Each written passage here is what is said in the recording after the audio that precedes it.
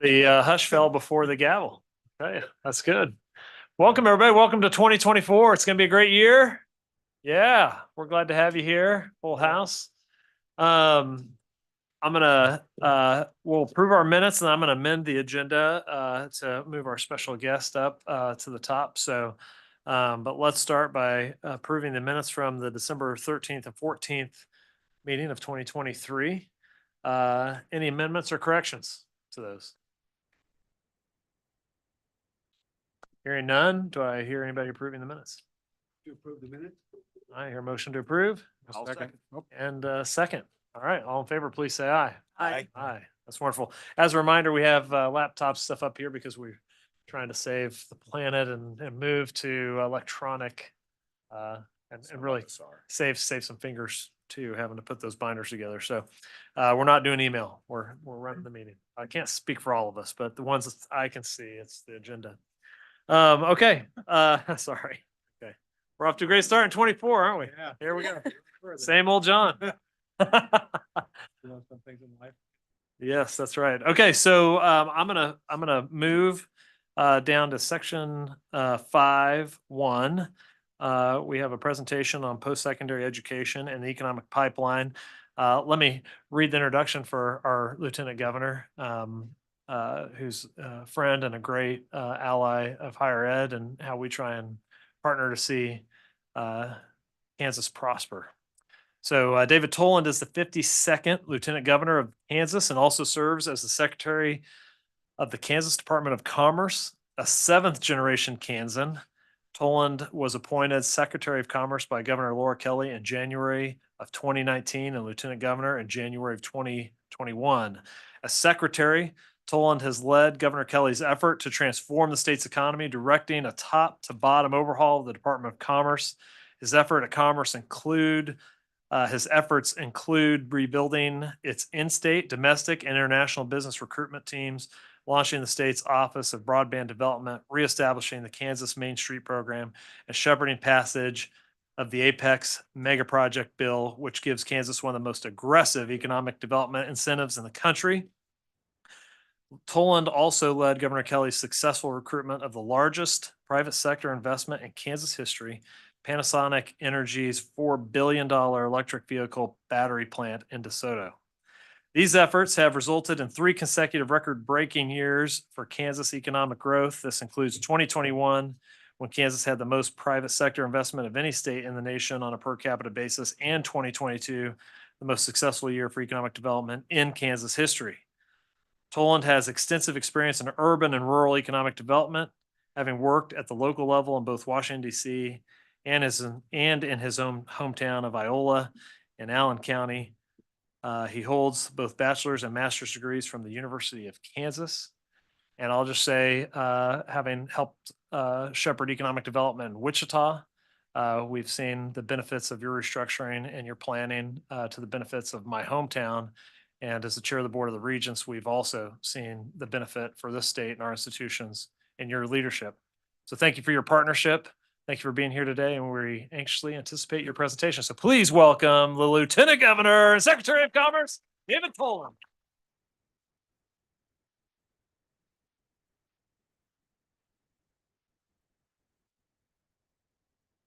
Thank you very much. I'm thrilled to be here, and I didn't know you were going to read my bio, Chairman Rolfe.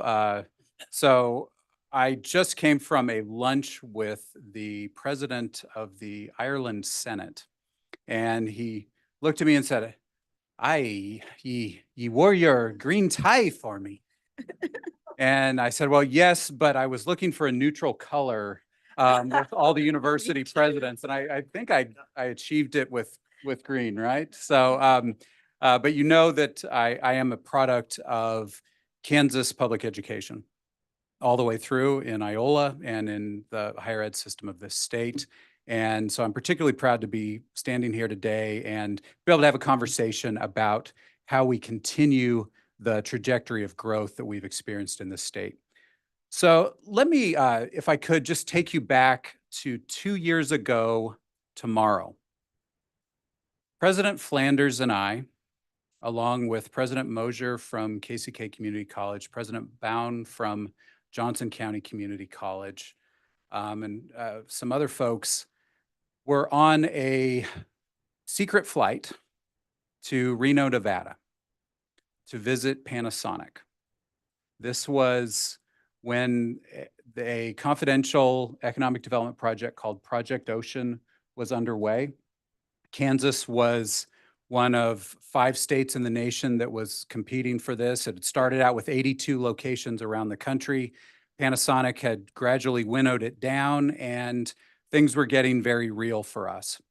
And we took this delegation as the first of two delegations that went to Reno to visit the plant. And I like to note that we led with education on this trip.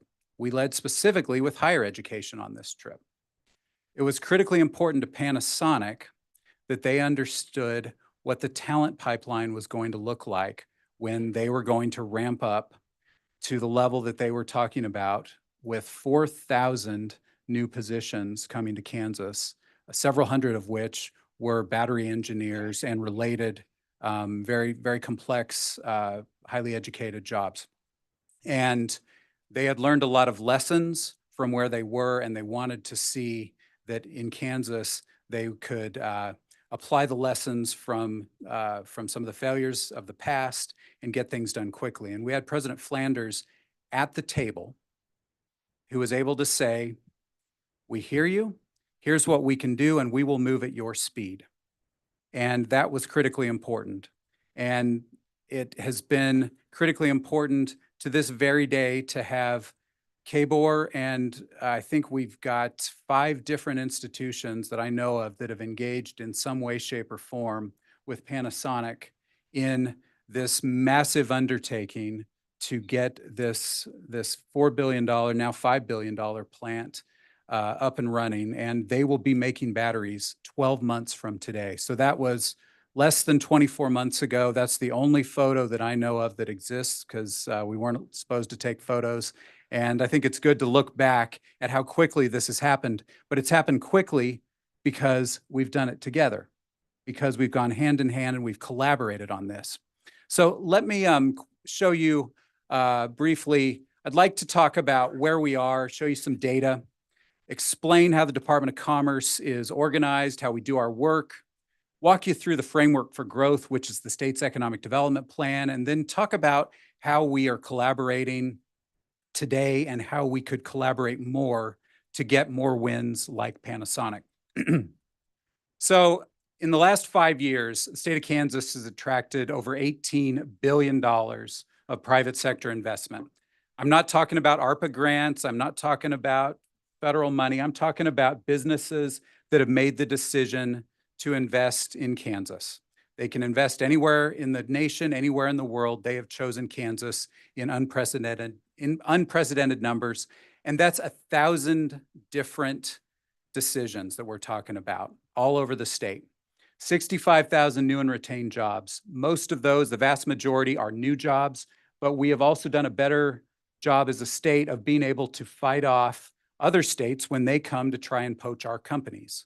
Used to be that we had a pretty poor record when a competitor state would come into Kansas and try and steal a company. It was hard for us to fight back. Now we have a much better track record, and so we've been able to retain our jobs, and we all know that most new jobs get created by the companies that are already here.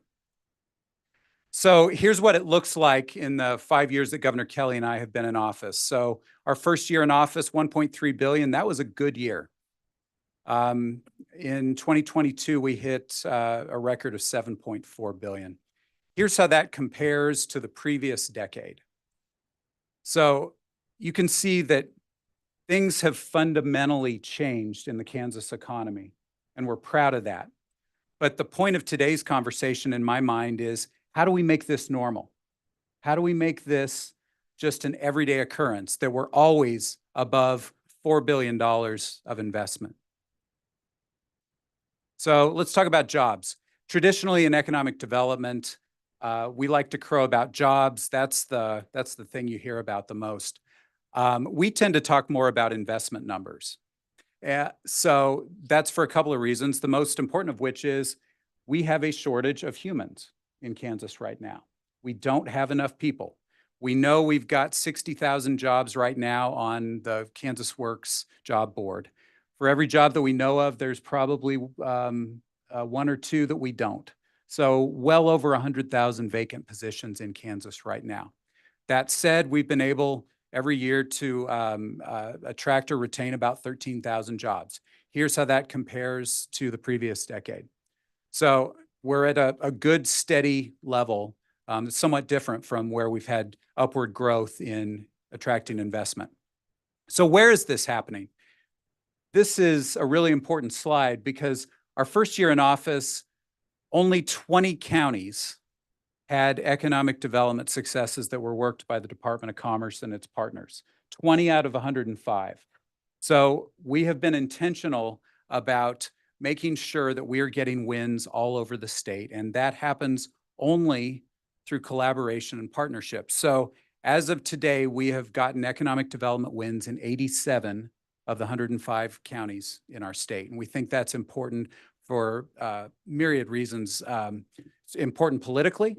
It's important because we're all Kansans, we're all taxpayers. We all need to see this prosperity. And, at the end of the day, I think that we're going to change the curve by making certain that you see prosperity in places urban, suburban, and rural. And that is happening. So as a state, our reputation has certainly changed in the economic development and business world. And by extension, we think it's changing in other ways that benefit our higher ed institutions and benefit the state as a whole. And so you can see, perhaps most notably, recently, it came out in December that Kansas had the highest GDP growth of any state in the country in the third quarter of 2023, 9.7% GDP growth in one quarter. To put that in perspective, in the previous decade, we had an average growth rate of 0.8%. 0.8% per year from 2010 to about 2018. In one quarter, we were at 9.7%. So things are different, and we got to make sure that they stay that way. More awards. We're doing well. So let's talk about what our deal pipeline looks like. So when I talk about deal pipeline, what I'm referring to is every day the Department of Commerce is out nationally with our cadre of recruiters that are in Chicago, on the East Coast, on the West Coast, in the Southeast, and in Kansas City. And these people work for the state, and they pay visits to site consultants. They pay visits to companies directly, and they make the case for Kansas. This is our sales force. They explain why Kansas is the nation's best place to do business, and they work and they hustle to try and get these companies to make decisions to move to Kansas, invest in Kansas. And right now, we've got about 204 active economic development projects that we're working. As part of this, we have an international team. International team includes representatives that are in Japan, which isn't a presence that we opened in June or July of last year. And we now have a presence in Europe as well, in Germany. And so they're doing the same thing on behalf of the state. So you've got to have leads, and then you got to be able to close those leads. So with over 200 deals in our pipeline, here's what it looks like. We've got roughly 48% of those projects are in our natural strength of advanced manufacturing. We've always been good at making things, and that's because of good brains and good hands, and that's something that Kansas is known for. So it makes sense that 48%, about half of what we're working, is in that space. Between logistics and distribution and food manufacturing, that's about another 20%. Professional services is a sector that 2 years ago was at 1%.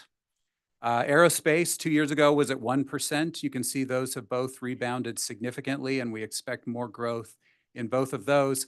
I want to draw your attention, though, to bioscience at 1%.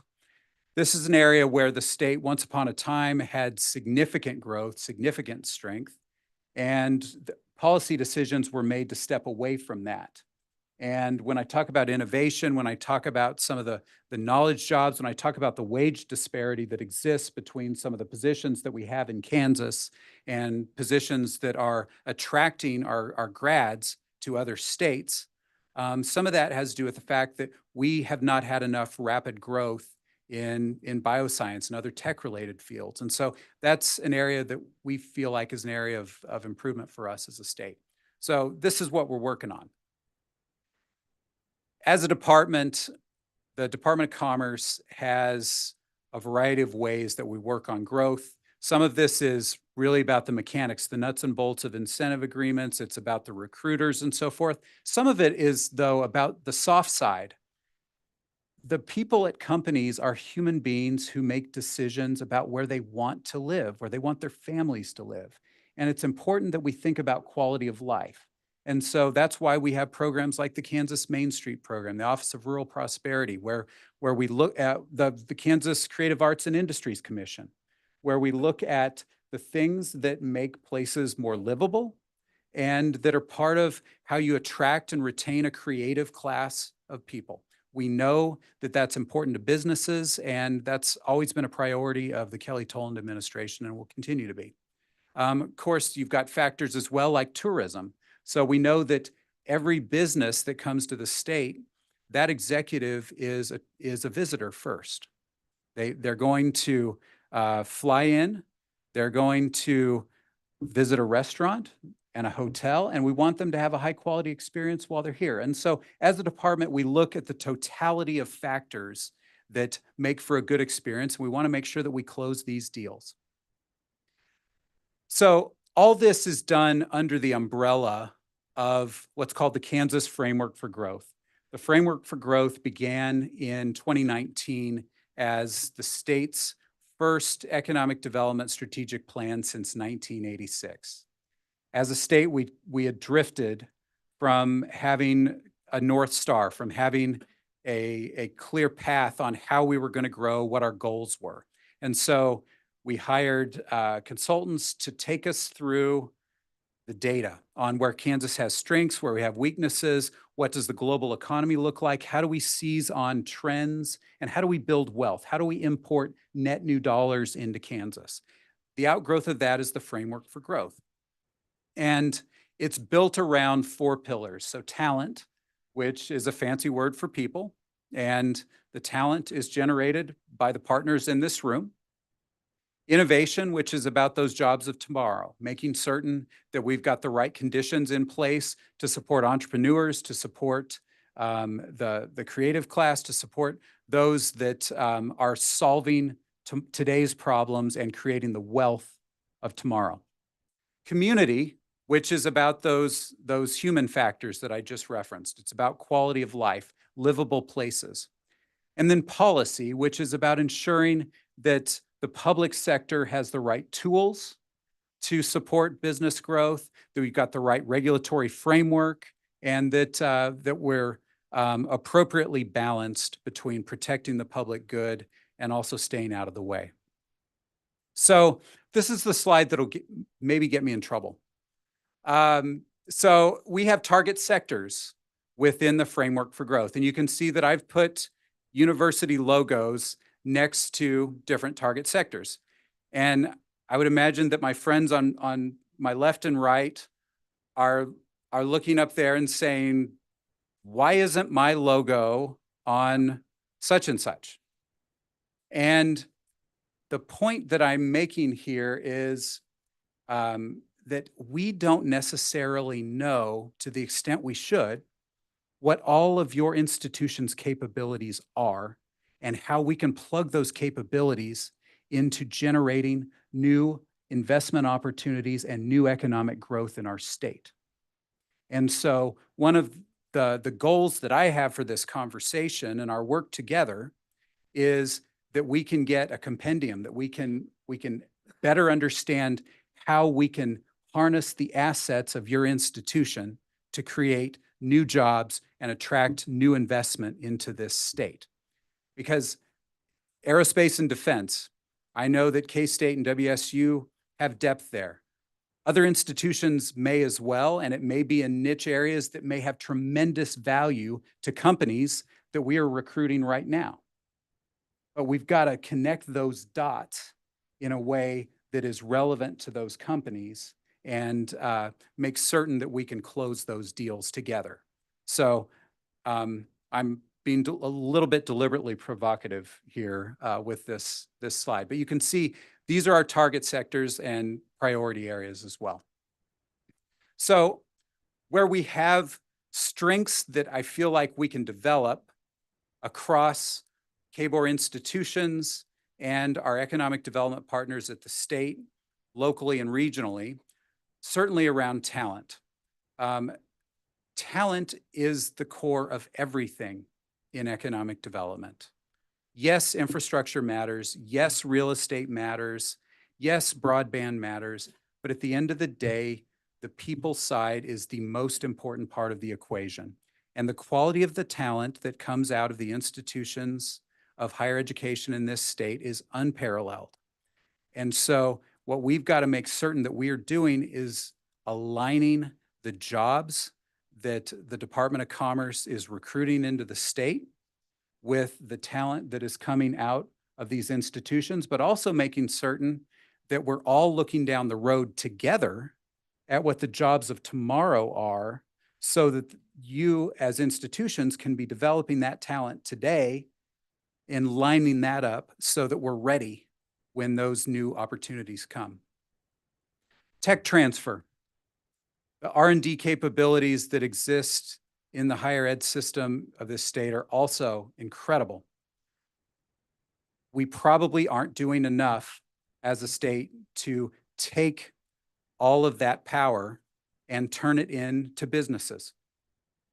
There are good efforts happening, but if you look at some of our competitor states, I'm not sure we've done enough. And I take responsibility for that as the Secretary of Commerce, not pushing hard enough on this, but I'm here to say we want to be a better partner to all of you in figuring out how we can support more tech transfer opportunities and really institutionalizing this.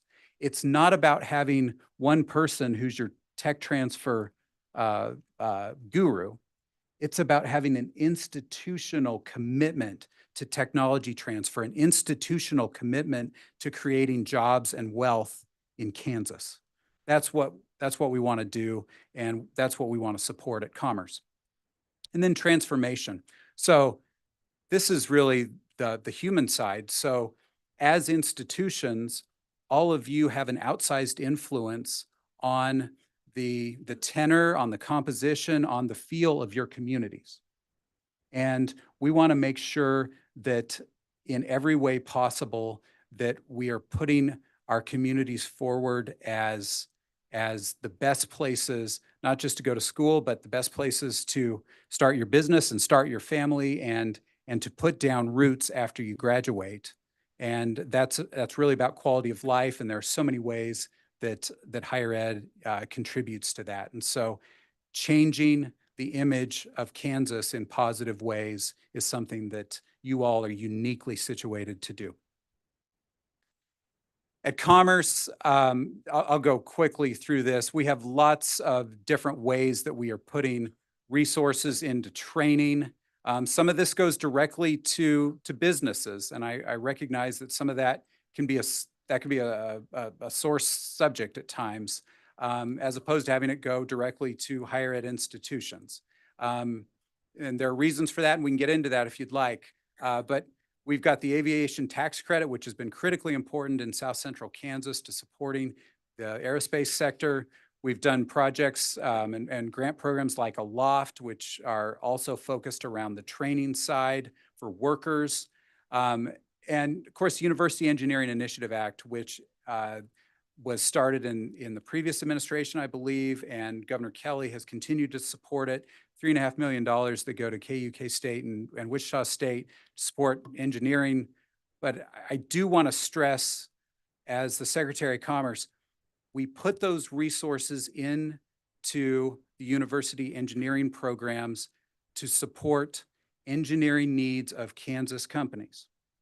We want you to crank out more engineers so that we can support the Kansas economy. And it's critically important that we are creating more internship opportunities with engineers in Kansas companies while these students are still in school, so that they get comfortable with these Kansas companies and they don't go to Dallas, they don't go to Nashville. And we're really working, we're working really hard to try and get them that stickiness factor that we think is important. But it's all about, University Engineering Act is not just to crank out more engineers, it's to crank out more engineers for Kansas.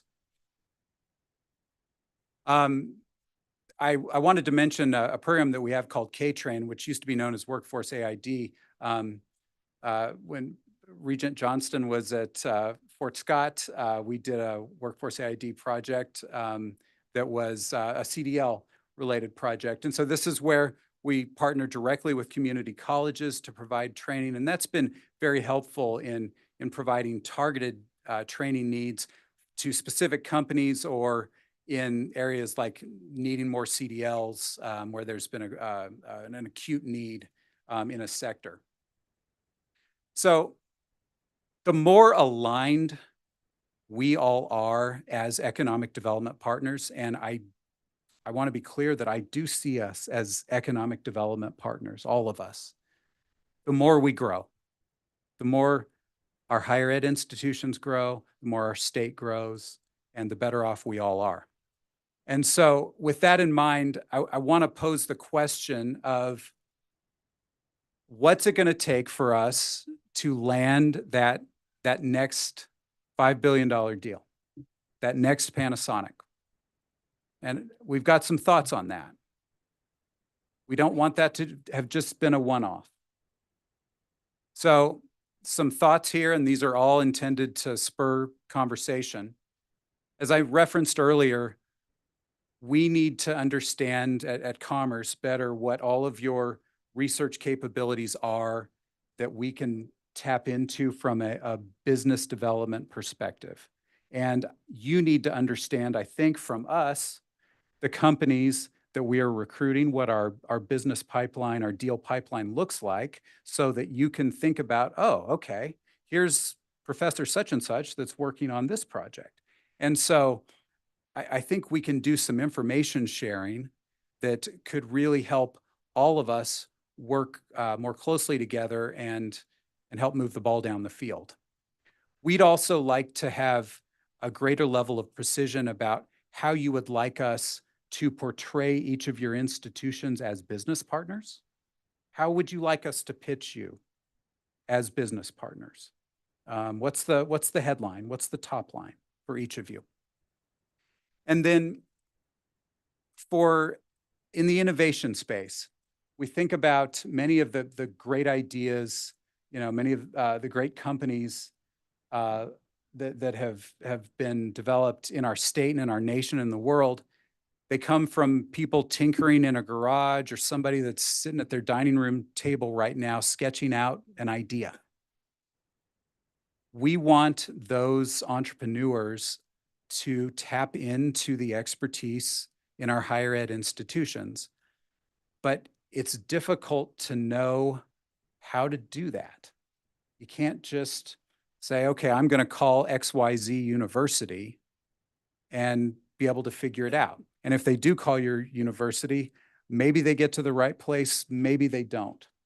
We would like to see at Commerce a designated front door for business at each school, so that it's clear, here's where you go. And once you're there, that there's a shepherd of that person, of that entrepreneur, to make certain that they get to the right place, they get the services that they need, up until the point that they're ready to fly on their own, or maybe the idea is not viable and we close it out. But we want to make certain that that the project can be seen through to the end. We think that that could be very helpful. So I've referenced on the job growth side, if we align what we're recruiting with the talent that you're cranking out, which we do to a large extent, I think we've got an opportunity to reduce the amount of out-migration of graduates. I think also, though, and I want to credit our past deputy secretary, who's our mega project manager, Paul Hughes, who's here with us today, for helping us see this differently. When we talk about the 12,641 graduates that left the state this summer for other states, the way we have learned to sell that, to package that and sell that, is to talk about, actually, we have a surplus of talent of 12,641 people who left the state because we didn't have the right economic opportunities for them. That's how we are looking at this. And so it's an opportunity for us, and we need to look at it that way, and we need to sell it that way and package it that way. We also, though, need to be honest about the data and make sure that we understand that it's not reasonable to expect that if a job pays $10,000 less in Kansas than it does in a neighboring state, that a student should just take the job in Kansas. We've got to ensure that our wages are as good or better. And we have been very focused on getting wages up, and we're making great progress in that area. But I want to be just transparent about that side of it. So the more we can get folks into internships, as I referenced, while they're still in school, the better. And President Flanders and the KBOR team have a good internship program that we're excited about, and we think it's important. We got to do more of that. On the recruitment side, so I was reading an alumni magazine that was talking about good enrollment growth in every area except international. Well, we've got an international team at the Department of Commerce. Is there a way that we can team up with each of your institutions? When I'm going on a trade mission to South Korea, and we're going to be sitting down with business leaders in South Korea, would it be helpful to any of you to go along with us and do some student recruitment, do some faculty recruitment, talk about research that you're doing there and how that could be helpful to South Korean companies? If it is, great. We would love to do that together. That's just an opportunity where I think we could collaborate, where there are things already happening. It's an easy win with us. We also want to make sure that where institutions already have large international enrollments, that while we're in country, if we can be helpful in paying visits to key people there, if you can't go with us, tell us and we'll do that. So lots of easy opportunities there. Tech transfer and innovation. So I think most people know that, Gatorade is called Gatorade because University of Florida, Florida Gators, and so forth. And we like to talk about, in Kansas, the time release capsule is a product that came out of a Kansas institution. So what is the next time release capsule? What is the next product that is going to make it big? We've got to have that apparatus, that tech transfer apparatus in place at each institution to be able to look at the research that's being done and understand what the market looks like and understand how you take that research and commercialize it and get it through those steps so that idea becomes money. And so that's really important, that there be infrastructure there to do that, and that it not just be a person, but there is an institutional commitment to technology transfer. Also related to this, All of you have alumni networks of highly talented people that have done well all over the country, all over the world. Are there ways that we as a department could tap into those networks through you to figure out if they have business expansion opportunities that we could take advantage of to make sure that they are thinking about Kansas, that they're aware that there are good things happening there, and make sure that they keep in mind that we've got enormous capabilities in the state. So again, it's all about supporting those jobs of tomorrow and using what we've got. So I'll end here. It was 24 months ago tomorrow that we took that trip in the night to Reno, Nevada. The first trip, the first conversation. This is what Panasonic looks like today. That's 45 minutes from here. Got what, 4 million square feet? 4 million square feet under construction. They will be moving equipment into that facility in May. And the first batteries will be produced there in January of next year. It has happened that fast. That is how quickly the global economy is moving. That is how quickly all of us have to move. And that is what can happen. That is what has happened because of the collaboration between the Kansas Board of Regents, these institutions to my left and right, our community college partners, and the Department of Commerce. And I want to say thank you very much for what we've been able to do together, and thank you in advance for the things that we're going to do. I appreciate your time.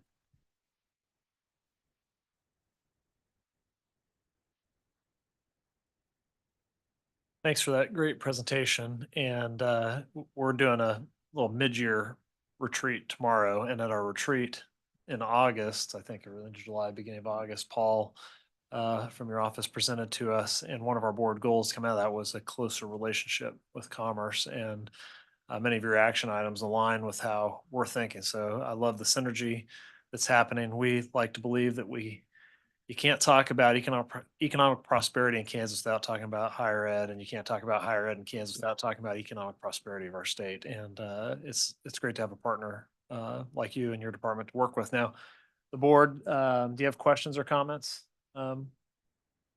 Or yes, Regent Benson. Here, Mr. Lieutenant Governor, I commend you on completely changing the culture, the expectations, how the state responds to economic development opportunities. I especially appreciated what you said about communication and the research that's being done at our institutions. I would further offer additional information could be shared as far as companies that our institutions are already working with. They may want a location here in Kansas. So if they can share that information with the Department of Commerce and give that to you as a lead. Conversely, as your recruiters are out talking to businesses, if there is a skill set that our state is missing and we're missing projects because the labor isn't present, and it's something that one of our institutions could possibly create a program, if that information could then be shared back with our institutions, it might help us be an even better partner with the state. But again, kudos to you. Obviously, the results are there, and greatly appreciate the cooperation. Well, thank you, Regent Benson, and duly noted. We absolutely agree that, and we try to get that information back when we hear about an area where we can collaborate better. But we'll make certain that that's occurring. So thank you, Chancellor. Yeah, thank you very much for being here, Lieutenant Governor. And as you were presenting this and all the successes, I reflect on, we started with a pitch for the Amazon headquarters, and that was an all hands on deck event in a very short period of time that I think created the muscle memory to exercise for Panasonic of an all hands on deck kind of event. And when I think about that, it was a reach out to say, what assets do you have to throw into the pot for this project? We haven't really done that since then. And how do we hardwire that with commerce so that when you guys have when you come across or your recruiters come across a hot company, that we can get that information to you quickly or know what you're looking for and then get you that information quickly, because it has been effective when we've done it. And I think the muscle memory part of this is really important, Chancellor, because use it, you got to use it or lose it. And it's remarkable how quickly people change at your institution, at our department. And so it's important that we institutionalize some of this. There's no question that I have and I will continue to when I call any of the presidents here, the chancellor, and say, we've got such and such company coming to town. Can you show up? They'll show up on a dime. The question is, how can we make certain that within the organizations, there's the regular month in, month out updates that I think you all need about the kind of projects in our deal pipeline that we're working on, so that you can be thinking about the research capabilities that might line up with such and such company that we're recruiting and how that all comes together. And that's how we win, I think, at the end of the day. But yeah, point well taken. Yes, President Muma. Thank you, Lieutenant Governor. I'd like to thank you and the governor for your support of South Central Kansas and some of the initiatives that we've been able to pull off at Wichita State to help support the goals of the state and of course, our community. And that support is so important as we think about how we can leverage what we're doing in Kansas to bring additional resources to South Central Kansas. And I just want to let you know that we're very committed to continue to do that. As you know, we're working on several projects with you all now, particularly advanced manufacturing, other aviation projects. And can't tell you how meaningful that support is and alignment is in those projects. Thank you, President Muma. Questions or comments? You sure can. You're not limited to even just one more.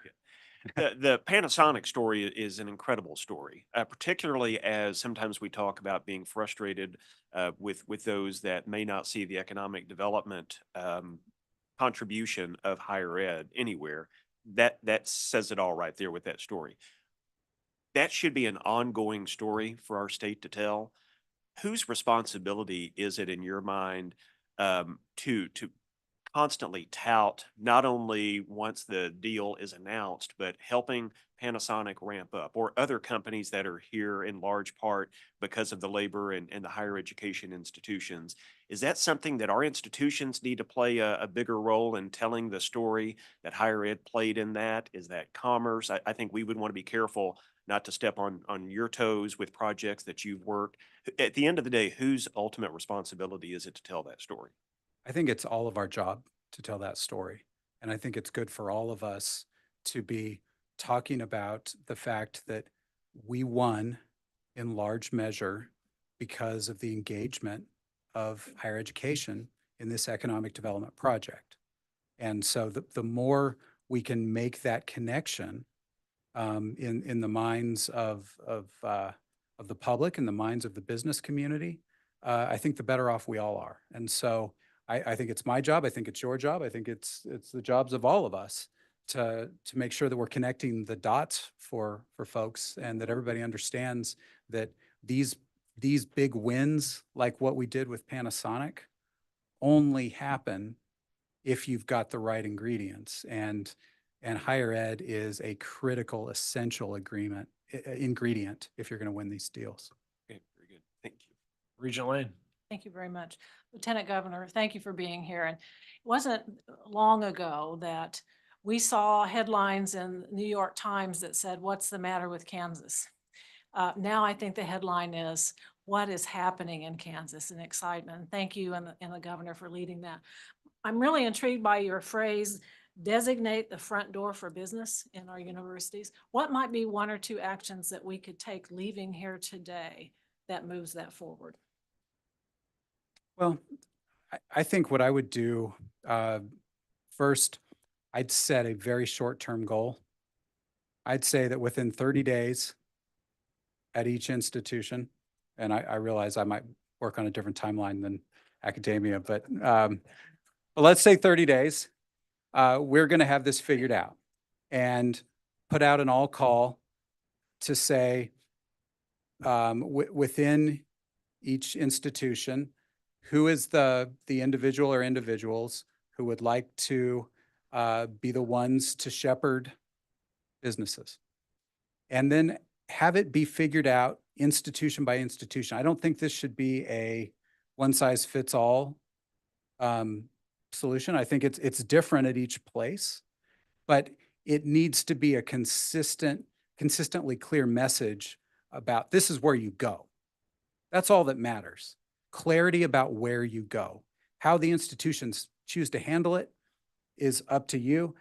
But it needs to just, it needs to happen quickly in my mind.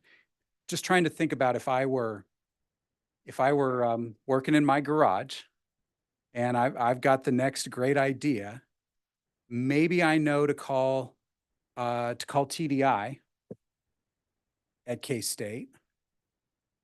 But probably I don't. Just being honest about it. Most folks don't have the awareness of all the boxes on university org charts. And that's okay. It's not a failure of anyone. It's just the reality of busy people and the fact that these are all large organizations. Anything that we can do to simplify and clarify how to get in, I think is to the benefit of the innovation ecosystem in the state and ultimately to the benefit of each of our higher ed partners.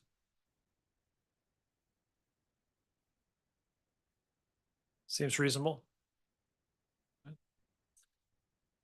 Is up for that, 30 days? Should we sign a pack right now?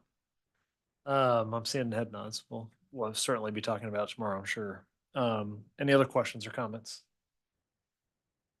Yes, Regent Winter. Governor, thank you for being here. Your candor was very, very good. By the way, don't tell Governor Kelly I called you governor. I had a friend who was lieutenant governor 30 years ago, and he said, just leave off that first term. My question is kind of a negative way of getting at what I think we need to find as a positive. What in the minds of private businesses that are considering expansion is the most negative perception that they have about higher education in Kansas? I'm not asking you to tell me what the great things are. I'm asking you to tell us what one or two of the things that we don't do well, we need to get better at.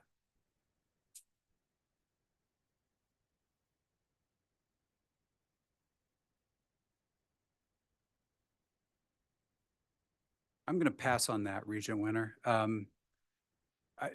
Not to dodge, but because I'd like to consider it thoughtfully, and I will reply in writing to the regents after I've had time to consider it.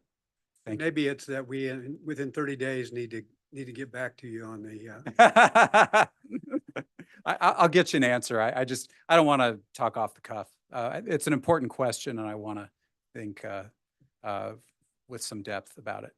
oh, wait, one other thing. There's a professor at KU, his name is Donna Ginther, and she's a researcher. She made a presentation to us, and one of the things she said we were talking about cost and problems of losing students to out of state. But one of the things that she said to us is we have to remember that particularly for out of state students that come here and they go to school, we are net ahead anyway economically in having a student, let's say from Nebraska, come here during their term. They spend money, they spend tuition, et cetera, et cetera. So obviously what we really want to get is to have jobs for them that have them stay here. But there's a perception running around in the minds of some people that we lose money on students that come here from out of state to access our university's education. And apparently that's not true. Yeah, I don't think there's any question it's a net gain to have students come to the state from other states. I just want to make sure that we are keeping them after we've educated them. So we're doing well. We need to do better. But a lot of opportunity there. Thank you, Regent Winter. Last call. Any other questions or comments? Oh yeah, Malima. this may be a little too grassroots, but I see that we have demand and requirement based on your chart on advanced manufacturing and other areas. And then we see that our graduates are coming out of universities with certain skills.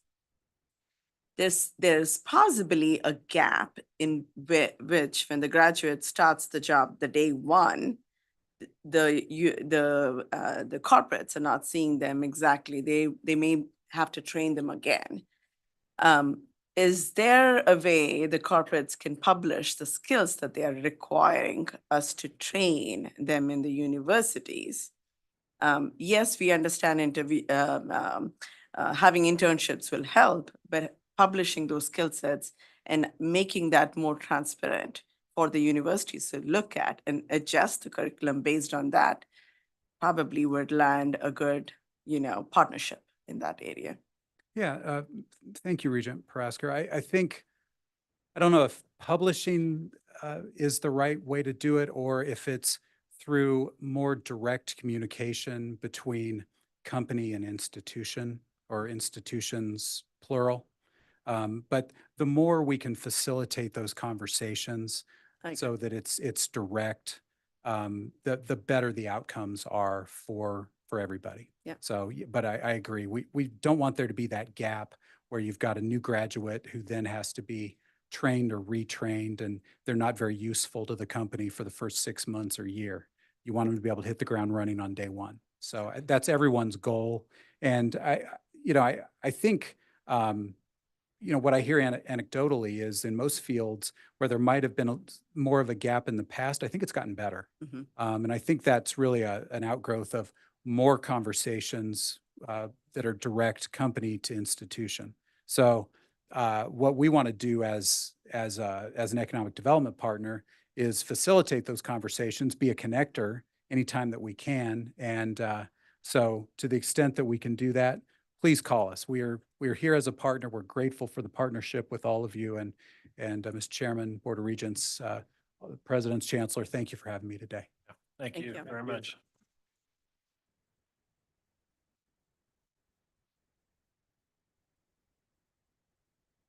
That was great.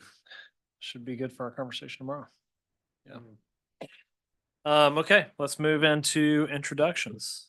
Do I have any introductions today in this new year? Yes, President Flanders. Yes, I'd like to introduce Fred Patton. Is Fred here? There he is. Fred Patton is going to be assisting us with legislative advocacy this year. He's formerly been a great classmate of Leadership Kansas 2019, best class ever. And then, or I'm told that, and was a school board member, and also served in the legislature for a number of terms, and it was a friend to higher ed there as well. So welcome.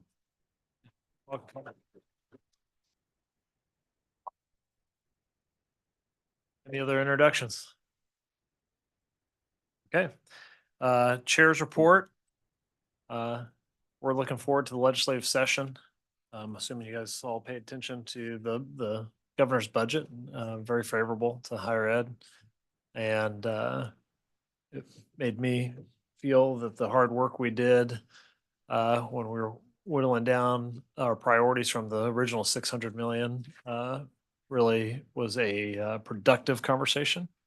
I know that was hard and uncomfortable. I remember I came into that meeting on the big screen with the big head. But yeah, thank you guys for doing that. And to have the Senate President out of the gate say that he was agreeing with those priorities, just I think speaks to how in tune we're getting with the governor's office, with the legislature, with commerce on our priorities and where we're trying to take higher ed in this state. So grateful for the governor for starting here, but it's going to be important for us to work this session to tell our story and to listen while we're in there too about how we can continue to be responsive to what this state needs and where it needs to go. But I'm just very proud of this group that in an industry that generally is slow to change, I feel like we are beginning to make change normalized. as we're looking at how we pivot to be ahead of the game. So appreciate y'all's leadership, your priorities, your vision for Kansas, and appreciate, like I said, the governor starting us on such a strong foot. So let's move over to the President and CEO report. Blake Flanders. Right, thank you, Chair Rolfe, and the chair mentioned the legislative session. We have started quickly. We had testimony yesterday. We expect to have testimony this Friday, and then the higher education by the numbers report and Senate education on Tuesday at 1:30 next Tuesday. So a quick start to the session. We know everybody's getting prepared for that. We also have, I want to thank our data team for getting the data books publicized. If those are on our website and really have all the information you need about every institution. And so that's been a great resource, and I want to thank our data team for putting that together, and thank your folks on the campus for supplying those data. That's a big effort. And then we are continuing to work through the system-wide general education framework, and we have granted some exceptions there. Certainly our engineering programs are unique where, system-wide gen ed is going to help us a great deal, but there is still no substitute for great advising. We have to have great advising. So if someone's on an engineer pathway, obviously that's going to require some different advising and some different types of general education than maybe some of our other majors. And then we're looking at some other exceptions as well that we'll continue to work through, and the institutions are going to present those by, I believe, the last of May. And so we're working through those. So that concludes my report. Any questions for President Flanders? Okay, let's welcome up in person Dr. Von Bergen from K-State for the Faculty Senate report.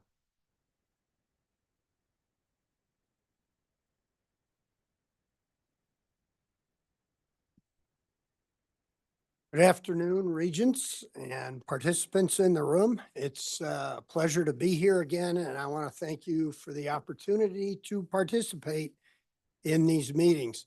It's been a couple of months since I've been up here. I want to express thanks to my colleagues for filling in for me.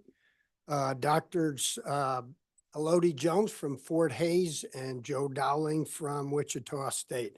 I have the privilege of working with a great bunch of fellow faculty senate presidents.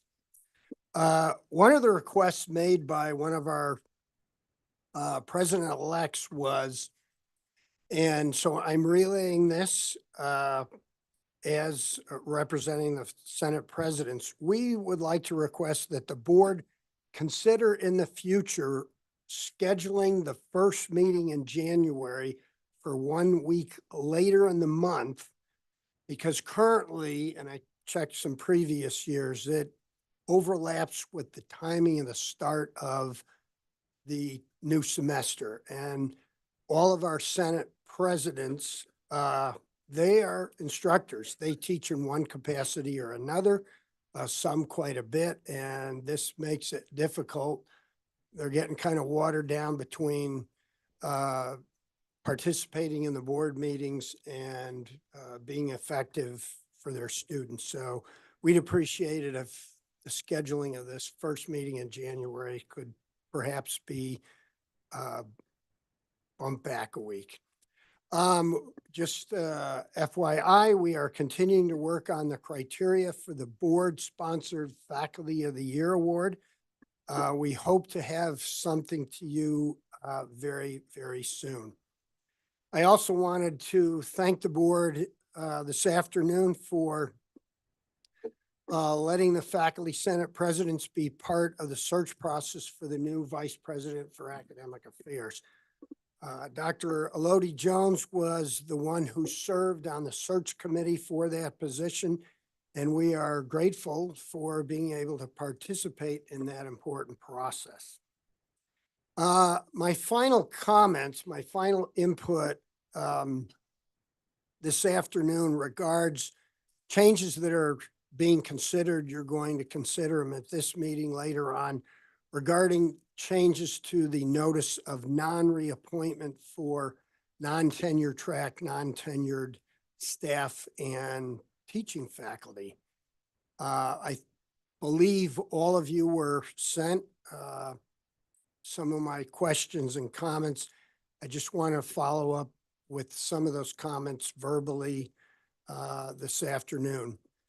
The ability for a school to offer a substantial notice of non-reappointment, in my particular case, it happens to be 12 months, is a huge incentive for non-tenure track staff and faculty when they first consider employment and whether or not they stay in the Kansas system.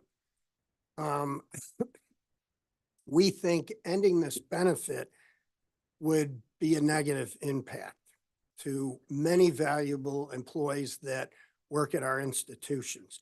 This is especially true with regard to full-time, non-tenure track teaching faculty that work on a 9-month cycle and are dependent upon that.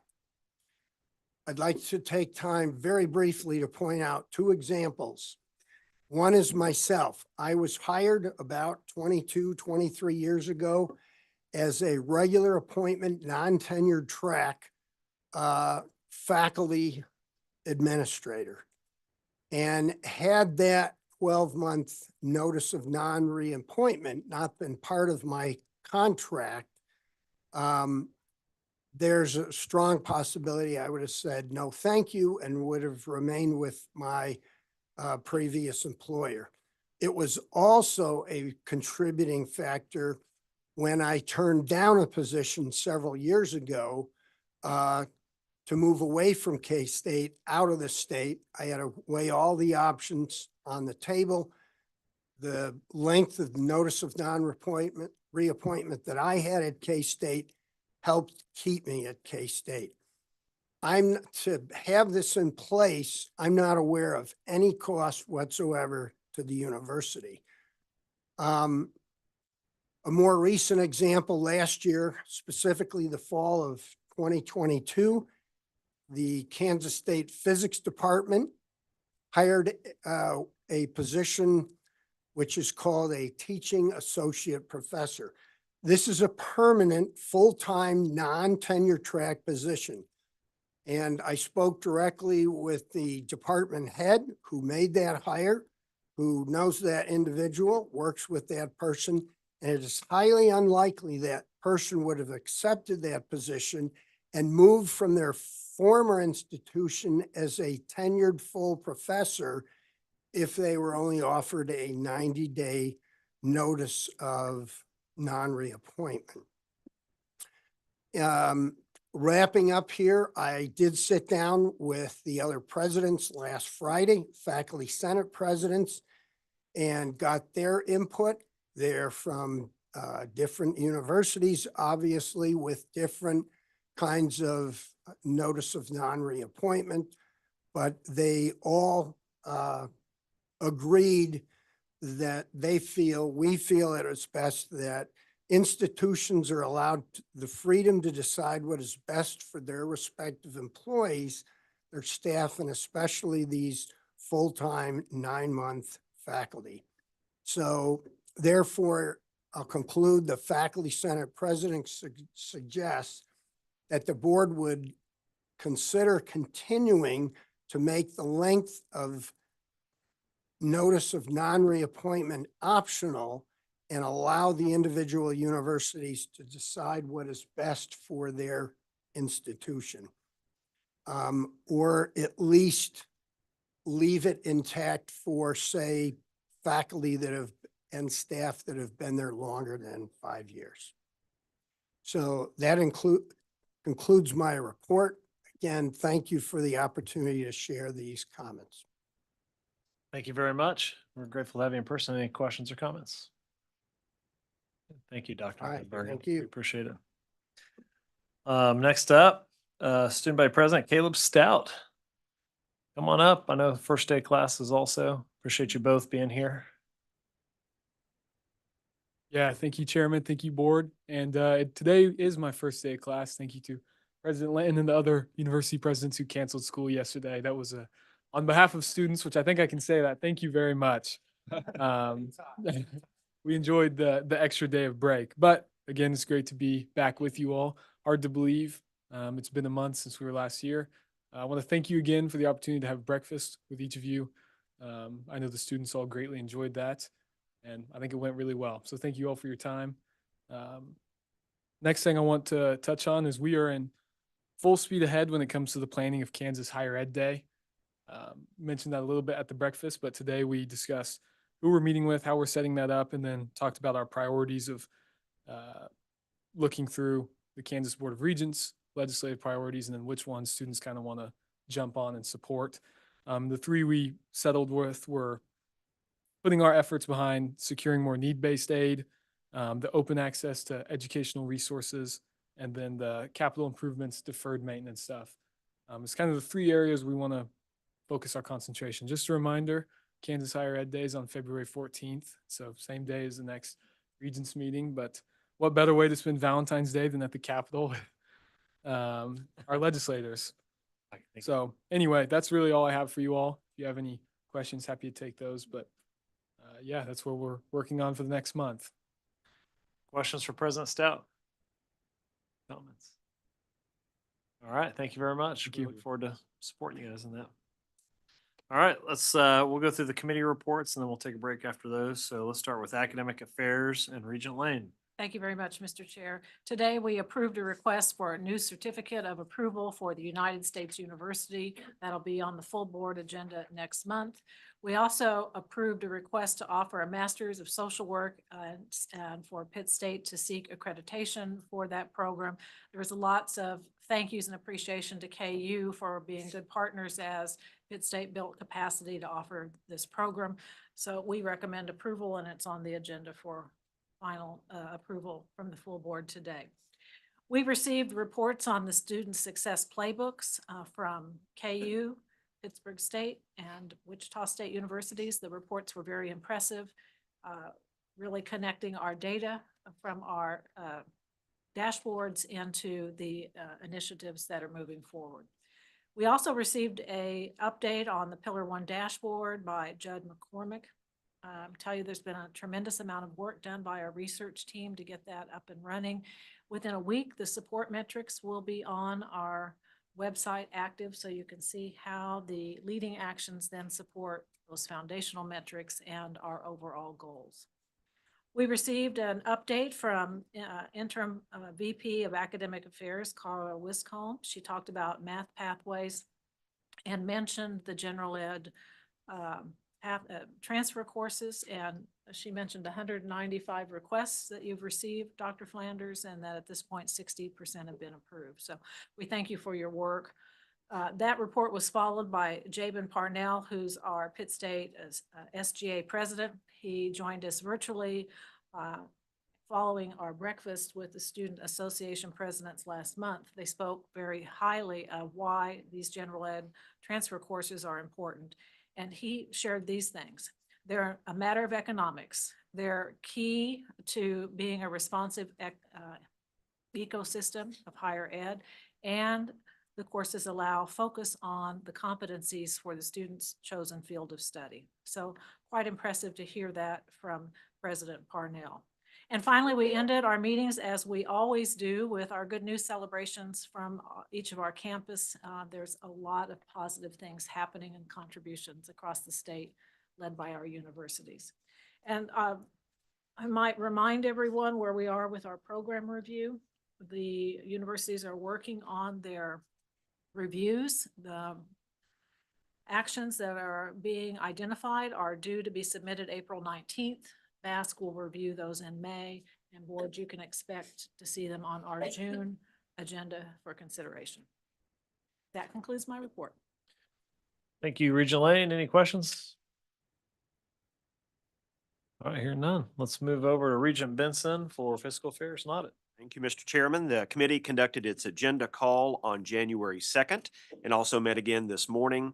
The state's annual financial report was published last month, and there was one finding related to Fort Hays State as they provided their financial statement information to the auditors later than requested. So we had a good conversation this morning about steps that are being taken to reduce the chance of that happening in the future, and I appreciate the transparency from Fort Hays on that.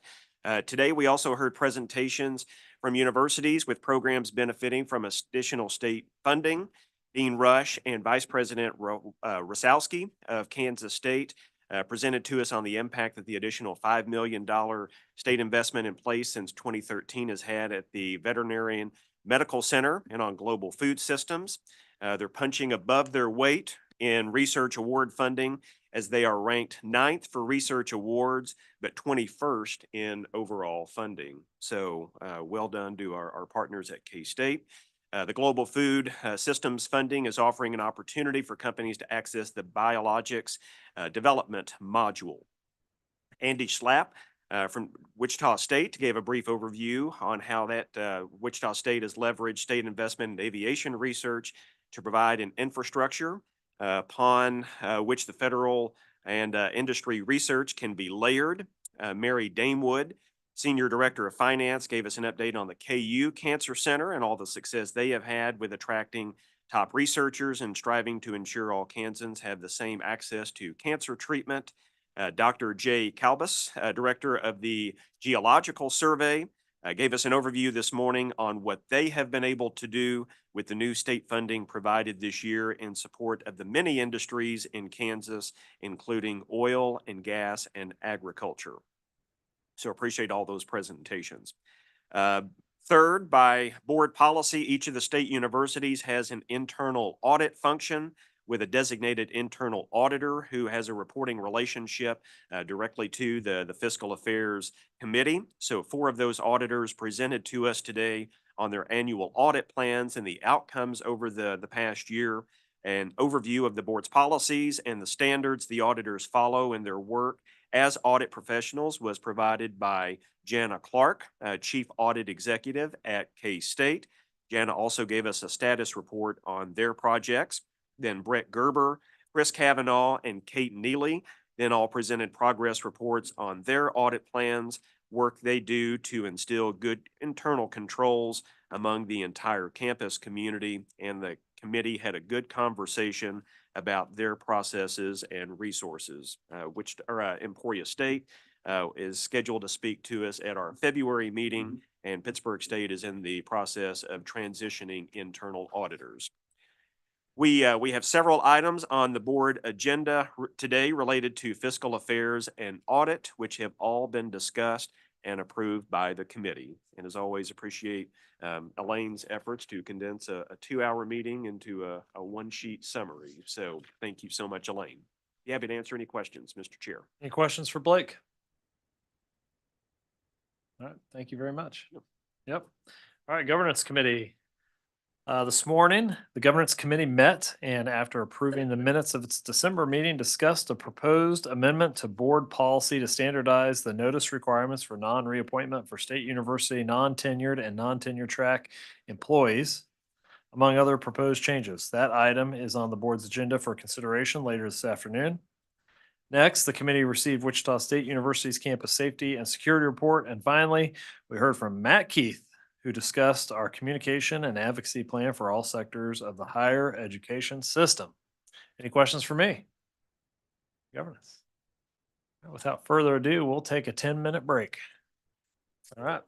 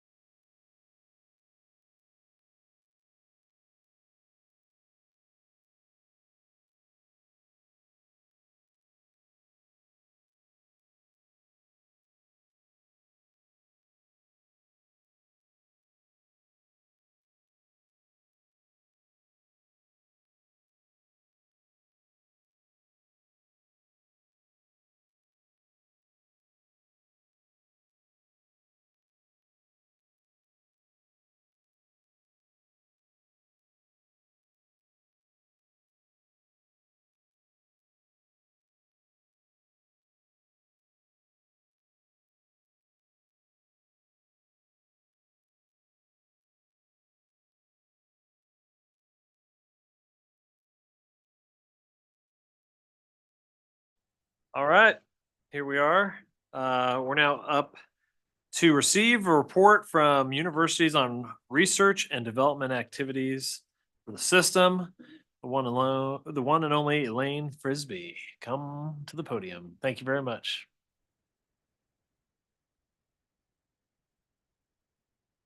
Thank you, Mr. Chairman. I am up here basically just to introduce our three speakers, but just want to note that on page 15 and 16 is a bit of a rendition of how we fared across our three research institutions in recent times. We have increased our systems R&D activity from over 300 some million to now we've attained nearly $900 million in R&D activity. And thought it would be important for our three research universities to come talk to you a bit, give you an update on how the universities are doing with their R&D and how we're impacting our Kansas taxpayers and our Kansas economy and for the benefit of our state. So first, I want to introduce Dr. Rosowski from Kansas State University, and then Dr. Belinda Thurm is going to talk to you from KU, our interim Vice Chancellor for Research at KU, and then Dr. John Tomlin from Wichita State will be presenting. All right. Sure this is on, and I think we're ready.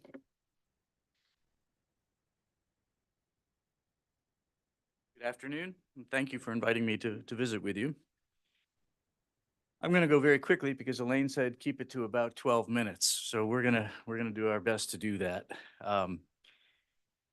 I'm going to start by just sharing a little, as was requested of us by Elaine's office, a little about the research landscape in which we operate at K-State. Of course, our areas of focus, most importantly, our areas of impact here in the state of Kansas, our plans for increasing our research growth, our research activity, and then periodically I'll tie everything back to KBOR Pillar 3, the Economic Prosperity Plan that we launched officially about 2 years ago at K-State.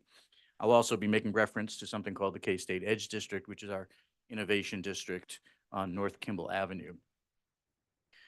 It's really important to point out, it's a little bit hidden by the bar on the bottom, and I apologize, that the research at K-State, like any major R1 university, is faculty awarded and faculty led. The research funding is largely from competitively awarded or appropriated federal agencies such as the National Science Foundation, Department of Energy, USDA, and so forth and so on. Little landscape setting, we're an R1 university, we're a land-grant university, we're a major public research university. We have our 3 physical campuses, global campus, and a presence in all 105 counties.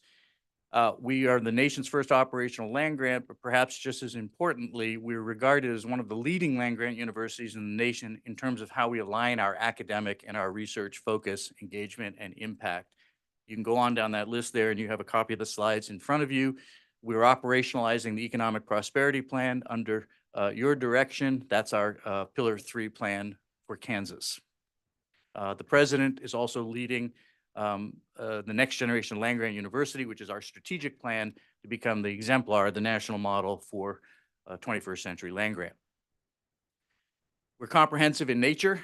We have research occurring in all 8 of our academic colleges in Manhattan, both of our regional campuses across the state in laboratories, field stations, extension offices, and so forth. Again, research is faculty awarded, faculty led. Researchers include faculty, students at the undergraduate and graduate level, postdocs, visiting scientists, visiting researchers, extension specialists, and more. A little landscape setting here. Our total faculty number of full-time faculty is 1,254. If you look to the right, NGKS is Next Gen K-State, and RGP is our research growth plan. We have a set of peers and aspirant institutions, as any university does in their strategic plan. Our peers, full-time faculty in the tenure track are 1,400 to 2,200. Our aspirants, 1,400 to 2,800. So we are small but mighty land-grant public research university. Our tenure track faculty are 904 full-time. We have a fair number of visiting scientists and postdocs, and of course staff. And those staff numbers exclude our external affiliates, athletics, the Alumni Association, and the foundation. Just to contextualize research expenditures, again, the faculty awarded, faculty led work, roughly 200 million in 21, and we're around 225 million now. And the information as of the first week of Q3 is really, really good.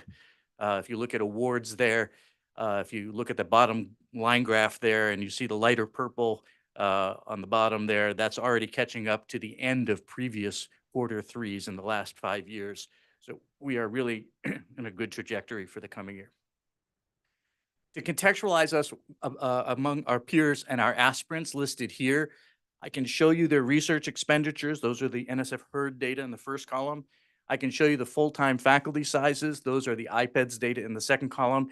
And then I'd take the first number divided by the second number, and that tells you the research expenditures per full-time faculty person. And as you can see, if you look at our peers on the right-hand side there, that little blue arrow, you can see we're at about the 30th percentile in terms of where we are in research productivity per faculty member. If you look at our aspirants, we're lower than the 10th percentile of our aspirant institution. The average is right around 200K per FTE. We're at about 163K per FTE. We have underneath a little photograph there is our research growth plan, which will take us to about a 50% increase in current research expenditures, which will put us in the upper third of our combined peer and aspirant set. So that's the goal, to go from lower third to upper third through a series of growth plan initiatives that are contained in this document called the Research Growth Plan. With 50% planned growth, we're well on our way. This plan is written to underpin the university's next-gen K-State strategic plan.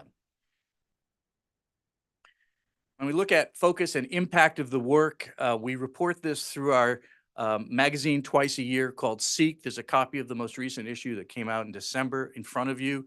Our work is use inspired. It focuses first and foremost on the needs of Kansas and Kansans. It's connected to our industries and businesses, our families and our communities, and it links directly, and you'll see this in Seek magazine, we show how everything in there links to the Economic Prosperity Plan and the Next Gen K-State Plan. More than just talking about the impacts, we also share some of the whys and the hows to build interest among readership, among community members, stakeholders, to build interest, to build support, and to build engagement in the research at K-State. I will tell you with some pride that our magazine receives multiple awards annually. At the end of last year, 2023, we were informed that we received 5 CASE awards for the previous 2 issues of Seek magazine. The Economic Prosperity Plan is our Pillar 3 plan. Sometimes you've heard this referred to as the 3 billion, 3,000, with $3 billion of new investment, 3,000 new jobs in 10 years. You've also heard me present to this group and other groups you may be part of that there are 4 pillars to our Pillar 3 plan. 3 of them are areas of research focus around food and agricultural systems innovation, digital ag and advanced analytics, biodefense and biosecurity. And the 4th has taken on its own life, as you know well, and that's K-State 105, which aligns directly with not only the President's Next Gen Land Grant Plan, but also what we heard today from Lieutenant Governor Tolan about how we can leverage what we do at the university and what we do throughout our orbit to realize productivity gains and opportunities in all 105 counties. The Edge District, many of you have seen it under construction for the last now 3 years. There's another new building that's out of the ground and almost dried in now. That's the 3rd of the major office buildings. The Edge has a goal of 5,000 jobs by 2035 and has currently $2 billion in current and planned infrastructure investment on that north corridor of campus. That's an aerial view, a graphic showing the aerial view. The point of this is you can see the big MBAF blob there, right there in the center left. The point of this is that the development along Kimball is proceeding apace. In many ways, the existing research park just to the left of MBAF and MBAF became anchors. And then, of course, the foundations buildings running up Kimball Avenue are now being added to with new buildings that are being leased out almost as quickly as we can get them built by companies that want to have proximity to our students, to our faculty, and to our campus. The Edge District is growing. This is the what we call the Advanced Bio and Ag Innovation Hub. This is the far west side of the Edge Innovation District, and these buildings will be groundsbreaking in the coming year. So this complex should be done within the next 24 months. When we think about national and international prominence research at K-State, I think about 4 areas: agriculture, food, animal science and animal health, and biodefense and biosecurity. I have a little teaser down there for me on common threads. You should see that there's a lot of overlap in this: agriculture and food animals and animal health and infectious disease and biodefense and biosecurity and vaccine development. It's part of a it's part of a picture that I think lays out pretty, pretty nicely for K-State about where our strengths are and how we are known nationally and increasingly internationally for our expertise in these 4 domains. My vision is that K-State becomes the world's foremost global food and biosecurity science university. And I've been working toward that vision for the last 3 years. And I couldn't be happier to have Dr. Linton as our president, because he sees this vision and he supports it, and he's going to enable us to get there. A number of initiatives, lots of alphabet soup. It's not important that you understand what all of these are, although you've heard about some of them. The Economic Prosperity Plan, of course, Global Food Systems, of course, the Biomanufacturing Training and Education Initiative, big plays in water, lots of partnership opportunities with MBAF. We have new partnership for commercialization activities, lots of very, very targeted, very, very strategic investments from which we can leverage 10 to 15 to 1 returns on investment in the research enterprise at the university. I leave this in front of you on paper. I'm not going to read these to you, but I took the 4 domains and I just pulled a couple of recent big hits from each of the domains so you can see how our research is speaking, in this case, to animal health research with vaccine development for cattle and our research on African swine fever. Some of you this morning heard Dean Rush and I talk about a new $2.6 million grant that we just received in that domain. Global food systems research at K-State, again, just pulling some examples. I spoke about some of this earlier today. Increasingly, our work globally is a big part of what we do and what we are known for. Biodefense and biosecurity, again, pulling our work on biomanufacturing training and education, our work on emerging viruses, predicting disease spread, and the work of Jürgen Richt and his colleagues on emerging infectious diseases.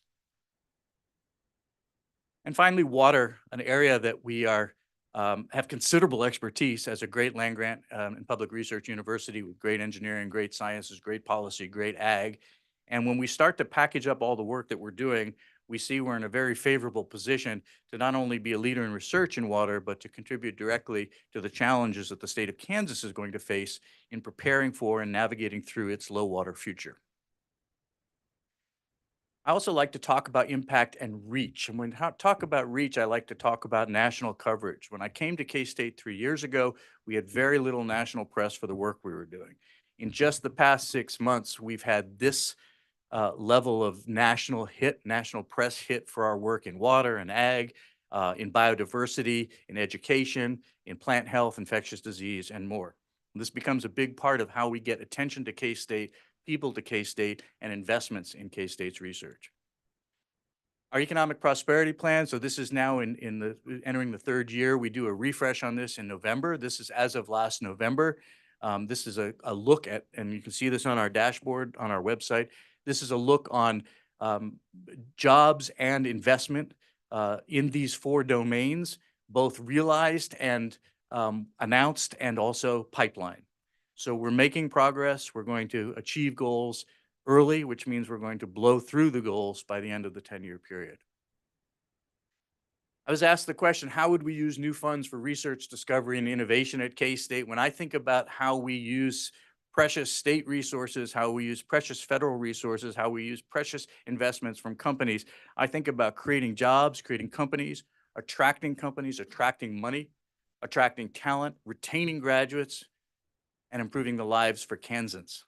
This is what we do as a land-grant public research university. So what would we do? We'd continue to grow faculty in targeted areas, to expand degree offerings in targeted areas, and to focus our research in the state's current and future industry priorities, whether that's in battery storage or advanced manufacturing or semiconductors or autonomous vehicles or aviation, biodefense, biosecurity, vaccine development, whatever it may be.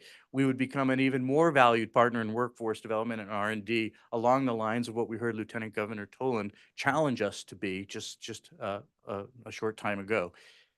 We would grow our academic offerings, our pathways, and our enrollments to support the state's investments, to realize the economic development opportunities, and to find what that next $5 billion win for the state is going to be. So I'd be happy to stand for questions, and I thank you for your time today. Thank you, David. Questions? Comments? Yes, President Flanders. Because I had a couple of thoughts on the targeted funds. I'm wondering, just thinking out loud, I'd be interested to have a conversation really after the board meeting with all the research officers, but is it a better strategy as we look at businesses to deepen our expertise where they are, or is it a better strategy to say we have this expertise, let's deepen that, and then we'll attract those kinds of business? It's a little bit of a chicken and the egg, but it seems like the resource required to develop an entirely new level of expertise in something is just so resource intensive rather. So I'm just thinking about that chicken and the egg. That's really not a question. But then on the water, are we partnering with the University of Kansas with their geological survey too? I think that'd be a pretty good story. We talk regularly, and the new director of the Geologic Survey and I have already met today, and we'll meet again. So we're very much hand in glove. And it's not just the Geologic Survey and K-State or KU and K-State. It's really all of the K-Board institutions talking to one another about what our play is going to be in water. Okay. President Lynn? Unfortunately, our goals in the next gen land-grant university were covered by the video that was up there, but do you want to talk a little bit? You said on research expenditures were somewhere around 210, 220-ish, with projection this year being much higher. You show 134 at just over the halfway point. To take us to the goals at which we're trying to achieve, can you talk about what this is going to look like 5 years down the road and how we're going to be able to get to 270 and 300? Yes, I can. Thank you, sir. So it's similar to what President Flanders just said. It's not about trying to do all things for all people or trying to build all capacities that could be profitable scientifically or profitable financially, but rather to look at where we are strong and to make sure we're maximizing the return on our investment there. So if we strategically invest in where we have expertise and where we have strengths that discriminate us, not among Kansas institutions, but among the public research universities against whom we compete, those are likely to be the targets of opportunity for us. We then overlay those with where the state's highest priorities are for economic growth or for attraction of companies and jobs. There tends, because of the type of university that K-State is, there tends to be a lot of overlap in those areas. I mean, we are we're an ag state. We're a very ag-intensive institution. We have great expertise in water. We have great challenges in water. We have a lot of work going on in advanced manufacturing, biomanufacturing sectors. These are areas of importance for us. We have a lot going on in the aviation sector, as do our partners at Wichita State. These are areas of strength for us as well. So we don't feel like we have to invent new areas, but rather just identify the areas that are most aligned with growth and then make sure that we're supporting them to realize that growth. We've asked all of our colleges and campuses to work toward a vector of growth that's actually quite modest, but if we hold them to account for that vector of growth, we achieve that 50% growth well inside the period before 2030. In fact, our target is 50% growth, which takes us to a little bit over 300, but the vector that we have set and that we're already on will probably take us closer to 350. So very surgically targeted investments, not being all things to all people, incentivizing engagement, incentivizing team science, whether it's around biosciences or whether it's around water or whether it's around animal health, bringing large groups to go after large pots of money. That's great. Thank you. Other questions or comments? All right. Thank you. Great job. Thank you. Thank you. Chancellor.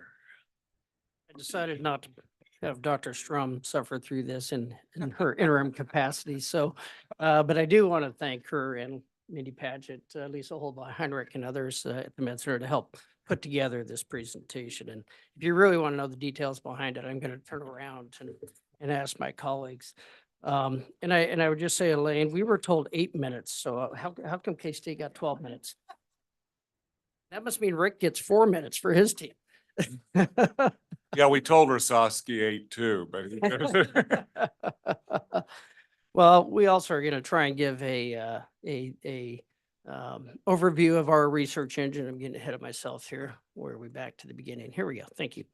And really give an overview of the depth and breadth of some of the work we do, which really can't be done in even 12 minutes, but going to try and highlight some of the activities that we have going. And really, you know, as an R1 AU Research University, we cover a lot of topics. And you'll see that we've brought some focus to ours as well, because we too cannot be everything to everybody, but we really do tackle a lot of the major issues facing our society, whether it's in state, in the nation, or across the country. And we'll try and highlight some of those.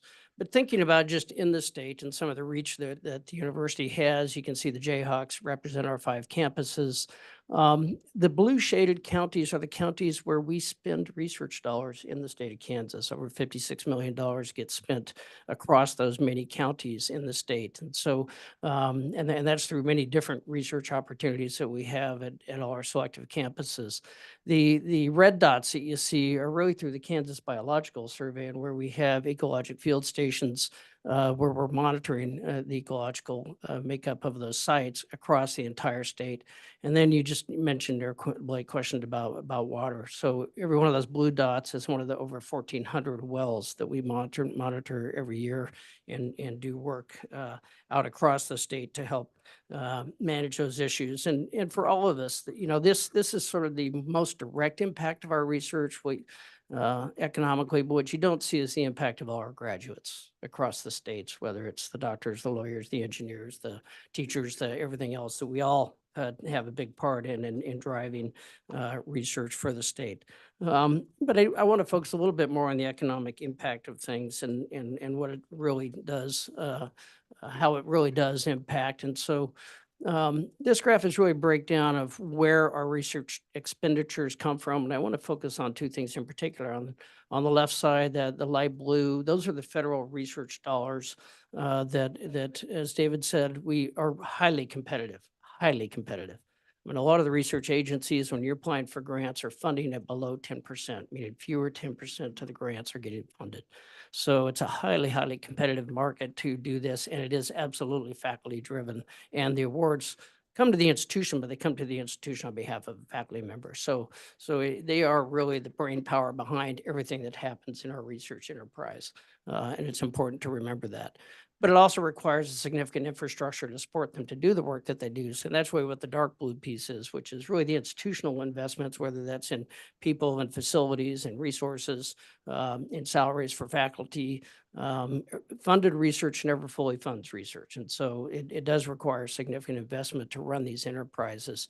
And then when you get to the right side, you start talking about the state and industry ones. Those are often very competitive as well. Some of them come out of relationships, but a lot of them are very competitive also. And so I think we all are progressively trying to expand every one of those pies with the exception of the dark blue, and we would love to shrink, but I don't think you can grow without growing. And so it is going to require significant investment. So if you look over our last 6 years, you can see that we have had significant growth in our research funding, and that's been very intentional in how we've done that as well. You can see we've got about a 40% growth in overall expenditures and a 36% growth in our federal expenditures, which are really our key measure as we line up against our peers. But research is activity, and activity requires people. And so when you think about how we deploy those dollars, it's over 4,300 people that are employed full-time to conduct this research that we're working on. And that's faculty, that's a lot of staff, but it's also graduate students and undergraduate students as well. I mentioned how much money we spend across the state.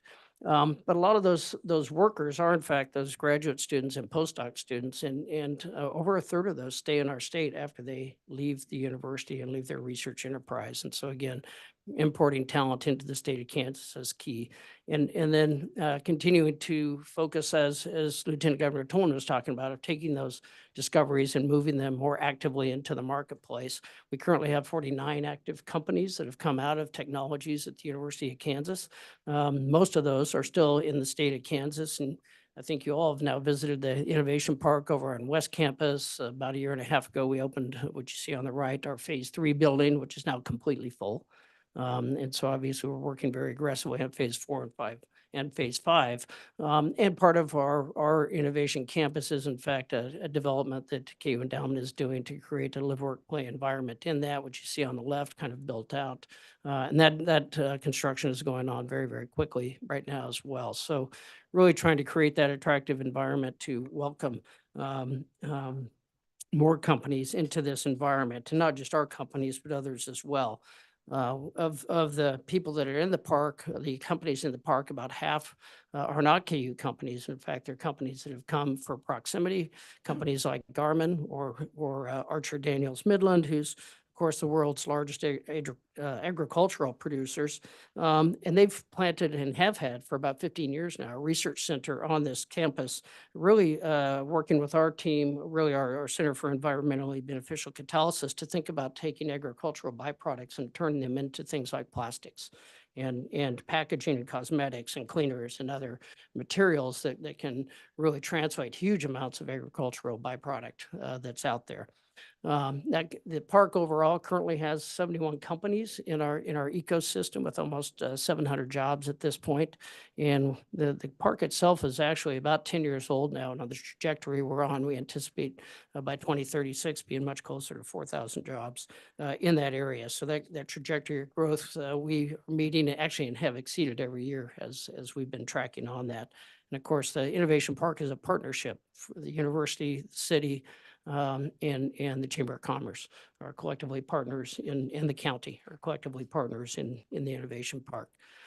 So when we think about what are some of the yields for it, and I'll just want to highlight some of the few things as well. These are the 5 areas that we've identified where we have great strengths at the University of Kansas. We cannot be everything to everybody. We can't invest in everything. We can't maintain in everything. But these are areas, going back to the question of do you invest on where you're strong or do you start over? And we really made the decision about 4 years ago that we needed to invest where we had strength. And these are 5 areas that we feel across our 5 campuses, we have strength in every single one of these, and have continued to focus our investments. Working with KU Endowment, we've made about an $18 million investment in each of these areas over the last few years. And really the themes is these topics are fairly broad, but as we think about biomedical and healthcare, it really involves really anything advancing the diagnosis and treatment or prevention of human disease. Development across the lifespan is an interesting one, in that we are one of the nation's leaders in developmental disabilities and special education, but also includes things like Alzheimer's disease and other challenges around the lifespan as you think about that. Earth, energy, and environment is a key one that we have great growth in, and really helping to understand how to create sustainable life on our planet and our inhabitants in all its many forms. The human experience in the digital age is really how you think about the humanities, the current environment of rapidly changing social media, internet, TikTok, and everything else, and what the humanities actually mean in that environment. And as we get inundated with more and more technologies. And then safety security is really developing new approaches to combat emerging threats and vulnerabilities, including cybersecurity and other things. Yes, the question about water, and I talked a little bit about what we're doing there, but those wells, if you looked at where they're mapped, they're really across the Ogallala Aquifer, which provides over 70% of the water for the state of Kansas. And I don't think I need to tell anybody here that that's been shrinking or draining in recent years, but our faculty, Jim Butler, working with a team, really used the data that came out of those wells to work with the farmers out there to really reduce their water pumping by 25% without decreasing really their livelihoods and the work that they do every day. So thinking about how we can do that to make best use of our resources. Through the Professor Mark Shiflett, who leads really our wonderful Institute for Sustainable Engineering, which you granted to our opportunity to name that, actually, I think in our last meeting. we're really looking at earth-friendly refrigerants. He, as a privateer in DuPont, developed the refrigerant that replaced Freon, which we all remember powered all our air conditioners, refrigerators, and freezers, and consumes about 8% of the world's power is through refrigerants. And so he developed a replacement for that because the ozone was getting burned out by Freon. Well, the current one actually adds to global warming. And so they're trying to figure out not only how you develop the next replacement for what we currently use, but actually how to recycle that. In fact, one of his graduates who graduated last year, Caitlin Bach, had just started a company taking that technology of how to recycle the current gases and reuse those again. And so she actually is in the innovation park in a new startup company, now has 5 employees, and she's not 12 months out of college. So pretty remarkable what they've been able to do. And of course, a lot of the work that we do, both in the School of Pharmacy and at the KU Medical Center, is really working on healthcare and treatments for that. Valstella and his right hand, Wanda Wagyu, really developed Velcade, which is one of the most common drugs used to treat blood disorders and cancers, and is used worldwide and has been one of the most commonly used ones for the last 20 years. We also at the Med Center working both with our innovation for Institute for Medical Innovation and a private company, investment company, have really taken a drug from bench literally to bedside with, I can never say it right, but it's the phosphocycleoprox, which is a bladder cancer drug. But we developed that drug at KU, and it's now in clinical trials at KU, funded with a joint venture with private industry. And we have 5 therapies at KU that have gone all the way through that cycle and into the clinical environment. So as we think about one of the investments the state has consistently made has been into the KU Cancer Center, and really what the Cancer Center has done over the years, and as it's gone from a nationally NCI designated one to a nationally to a comprehensively designated one, is to really continue that translation of basic science research and into the clinic. And a big part of that is clinical trials. So we currently have 320 clinical trials, which requires a huge infrastructure to manage, if you think about the complexity of that. And we've put over 38,000 patients on clinical trials. And a clinical trial is how you get a drug or a treatment out of the research side and into the standard of practice. It has to go through the clinical trials to look at the safety and then look at the efficacy and then figure out what the right dosing is and figure out what the toxicities are. And there's several phases even to the clinical trials, but it's incredible growth that they've been able to put that many patients on trials and really move forward. As I mentioned, we've got 5 of them that advanced just from KU that advanced through that, and a lot more in the pipeline. And certainly has never been needed more than now, as we were projected to have 17,000 Kansans diagnosed with cancer every year in the future. So we certainly need to continue to do that, and for the cancer to be a great asset to the entire state. We know that survival is 25% higher at designated cancer centers, and a lot of it has to do with the resources like this that you can bring to play through that. But it also creates a huge economic benefit from that. Cancer Center currently treats patients from all 50 states and from about 30 countries. And so that's really importing a lot of business into our state of Kansas for cancer care. And really over the last 15 years or so, the Cancer Center has contributed over $2.5 billion to the economy of the state of Kansas. So it's certainly been a great asset. So when we think about, in this case, at the medical center of our research engine and how we've been growing and gaining momentum, actually the first center we got designated was our Alzheimer's Disease Center in 2011, and then redesignated a couple times since then as a center of excellence. The Cancer Center was designated in 2012, and then comprehensive in 2022, and then most recently, Dean Ojo successfully competed for an All of Us research program, which is really a precision medicine one with the target of bringing in the genetic information of over 1 million patients into one database to allow us to really advance precision medicine. And so in the graph, you can see where we are at the medical center, and these are just NIH dollars, so that's one federal agency, but it's the biggest federal agency. That we sit about 59th in standings of our NIH funding, and we certainly would like to move up significantly in that. And that's certainly one of our great ambitions as we do that. But as we discussed, really can't be done without some significant investment.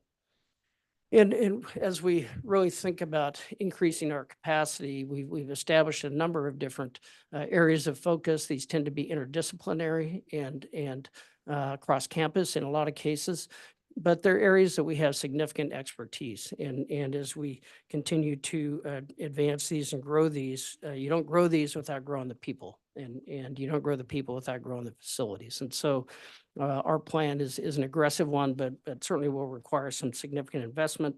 And one of the ways that we grow these institutes is through what we call COBRA grants, which are grants that are really development grants. So you bring them in and they're grants to help you support junior faculty to become successful investigators, but you have to have great mentors for them in each of these specific areas. And each of these areas do represent our COBRA grants that have been very, very successful.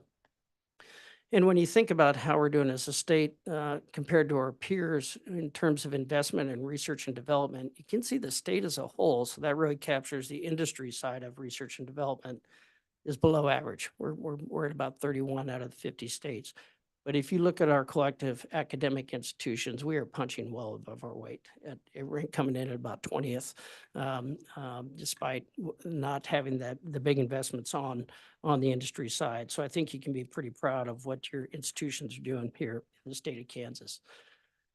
As we also think about that question of what can more investment do for us, what can that really help us move things forward?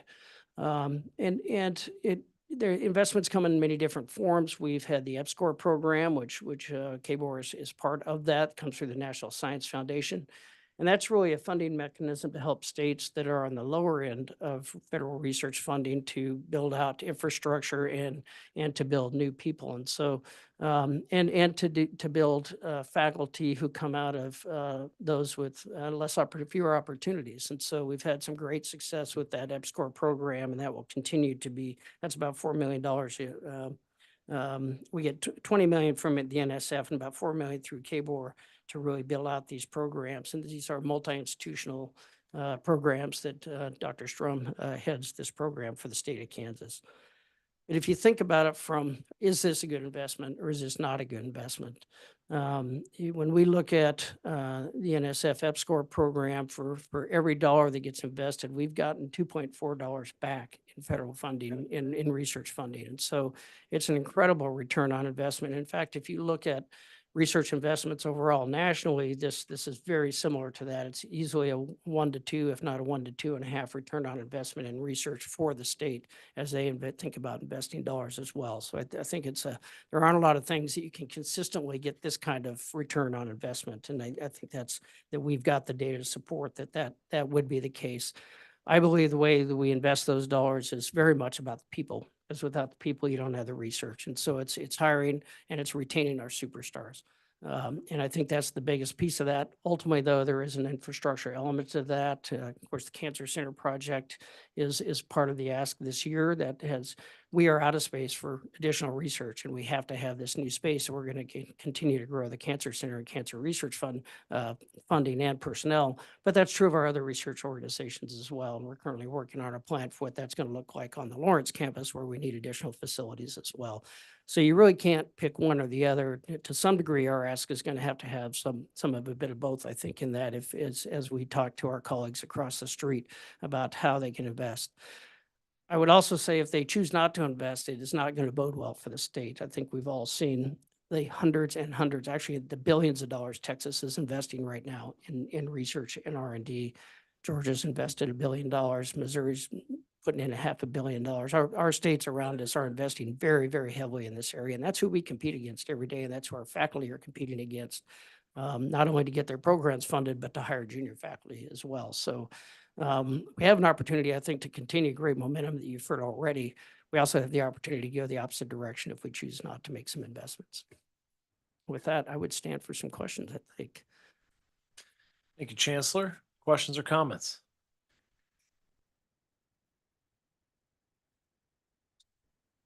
Regent Winter. Chancellor, you touched on a question I had in my mind as you were talking, and that is the escalating war among the states for retaining and attracting great researchers. How do you do it? And specifically, how do you find the money now to keep the people that you have to keep and or to attract the ones that we don't have? I think the real answer is we can't do it by ourselves.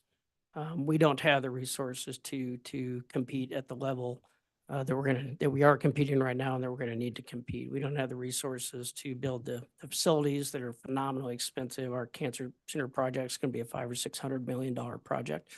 That, we have to have partners in this if we're gonna be successful. And even depends on the field, but a startup package for a new faculty member coming in to support the startup of their lab and the resources they need to be successful can reach $2.5 million per faculty member. And then to sustain that over time, and you have to have the facilities. We've got our biology department is really challenged, molecular biosciences in particular, to recruit right now because we don't have facilities that people are interested in working in. So we need partners in this. We cannot do it by ourselves. And is there an existing program that we have, the state has, that we could add money to if we had the opportunity, or do we need to develop a new program for helping our universities keep and attract job development? I think we need a new program, but we have some great examples, right? We have the engineering initiative, we have the nursing initiative, both ones that have been long-term investments by the state that have outproduced the expectations. And I think using those as models about how we develop research investment program, I think could be very powerful. And we're not starting over. Thank you. Yes, Regent Lane. Thank you. Thank you, Chancellor, for your presentation. Guess I'm wondering about communication and how we help people see that research is directly tied to our quality of life. How do we explain that in a way that get people to buy in and understand why we should be funding more? Well, I think none of us are as good at telling our story as we should be. And because we talk at this level, because that's really what our organizations are, but really people understand stories, right? Individual drugs, individual treatments, individual efforts to improve water and farming, individual. I think you have to break it down to the stories and put faces to those stories.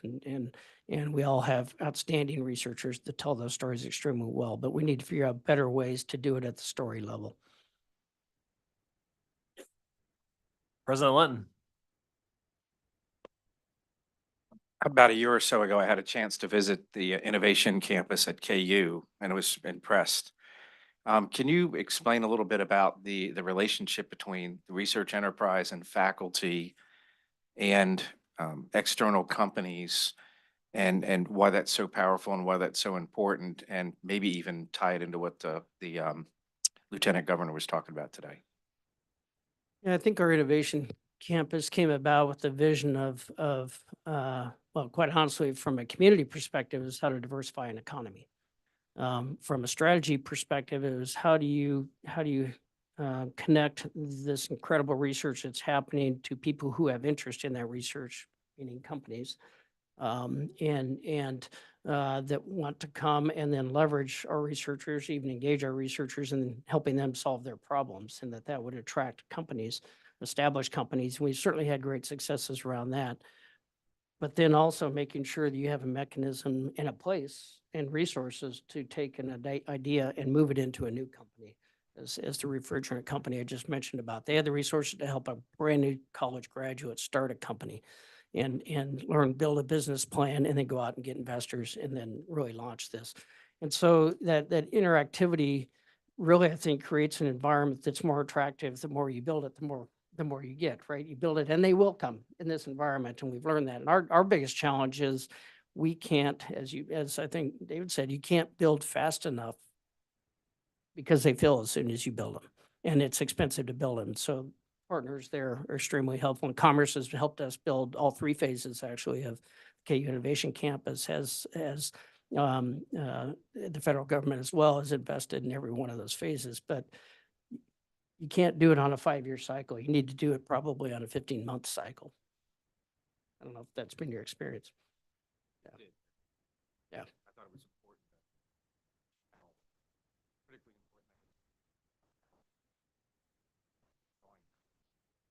important. And when you look at places like Atlanta who have done this very, very effectively, they figured out how to invest in those facilities to draw those companies in and very quickly put those investments right back into the next project and the next company. And they created a life cycle that has just absolutely transformed the city of Atlanta. And I think we have the ability to do that at our institutions. Great. Other questions or comments for the chancellor? All right, thank you very much. Great Thank job. All right, Dr. John Tomlin. You don't have to tell me now. So Elaine said everybody gets 15 minutes. David got 15. The chancellor got 25. So I'm going to take 30. Okay. I'm going to be quick. So let me see if my presentation gets up. Okay.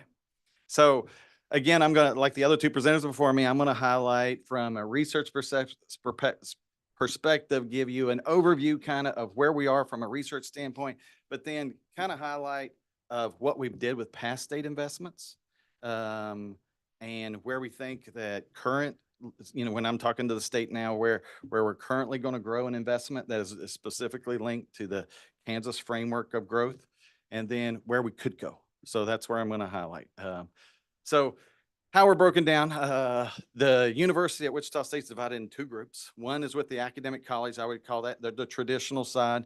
And then Wichita State did something different. And there is probably one university a month that asked to request a visit to find out how we're doing what we're doing, particularly in the industry side. And I think that is indicative of why we created this department. It's the department I run. It's called the Department of Industry and Defense Programs. So Colleen Pugh, right here, she runs the academic side, and it's really focused on your traditional biology, chemistry, human factors. I say that's where we're in engineering, where we're really competent in areas of the academic side. But over on the industry side, industry and defense side, it's primarily NIR. We do have the strategic initiatives and some digital transformation. So we run about 2 million plus 2.2 million square feet, so quite large. And on the faculty side, we have, these are active researchers and students, about 870. On the industry and defense side, I have about 1,800 that report to me. So a little bit non-traditional, and I'll explain that as well. Where we've grown, this is a independent report that we did of a consulting firm.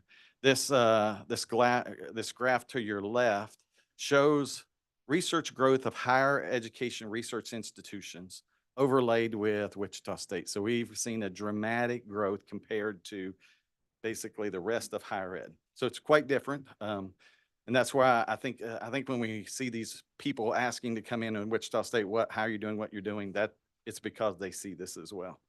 This shows our R&D expenditures. NSF just reported in November. You'll see a 261 figure.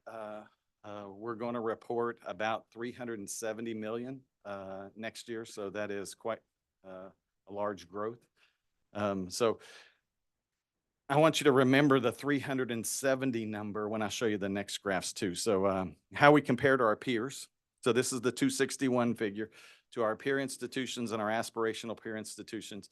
You see for our peer institutions, we're way overperforming there. And then for our aspirational peers, the University of Cincinnati still ahead of us there. But I know that's the KBOR approved, but here's the ones that I look at because this is comparison of apples to apples in our comparison specialty areas. So if you look at total engineering, and this is engineering from like Johns Hopkins is number 1, Georgia Tech is number 2. So we're actually number 13 on that list. So and that's at 226 of engineering. So you can imagine when we push to that 370 number. Total aerospace, we're number 3 behind Georgia Tech and Utah State. Then the industry piece, which that's what gets most people, is how you doing over $100 million in industry research. So, and I'll explain that as well. Aerospace industry finance, we're number 1. And then if you look at industry total, last year we cracked the top 10. And if you can see, MD Anderson, University of Texas is number 1, and where we are at number 10. So and this slide is not your traditional model. We focus more on applied research.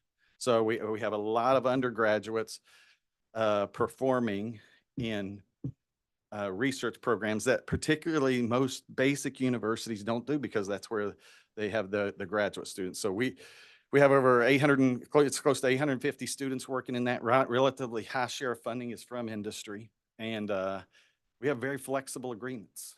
And I think that's one of the keys is flex agreements performing with federal agencies and with industry. If you look at, people ask me, what's the difference between basic research and applied research? I mean, I pulled this right off the internet. You can pull it too. Basic research is driven by curiosity. Applied research is, I want to solve a problem for somebody.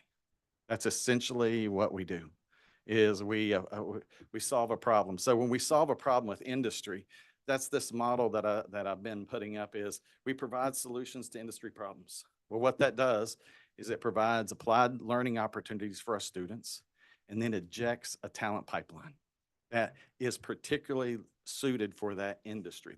Because those students are the ones that already have solved the problem for that industry. So that's really the magic of the model, is having students work on an industry problem that drives the workforce.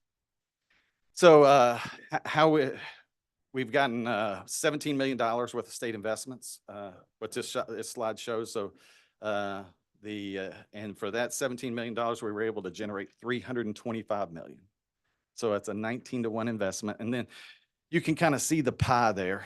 And when I looked at this pie, I was really happy, because I couldn't have asked for a better division, because it's about a third industry, about a third of it is federal non-DOD work. And you say, well, who's that? That's the FAA, that's NASA.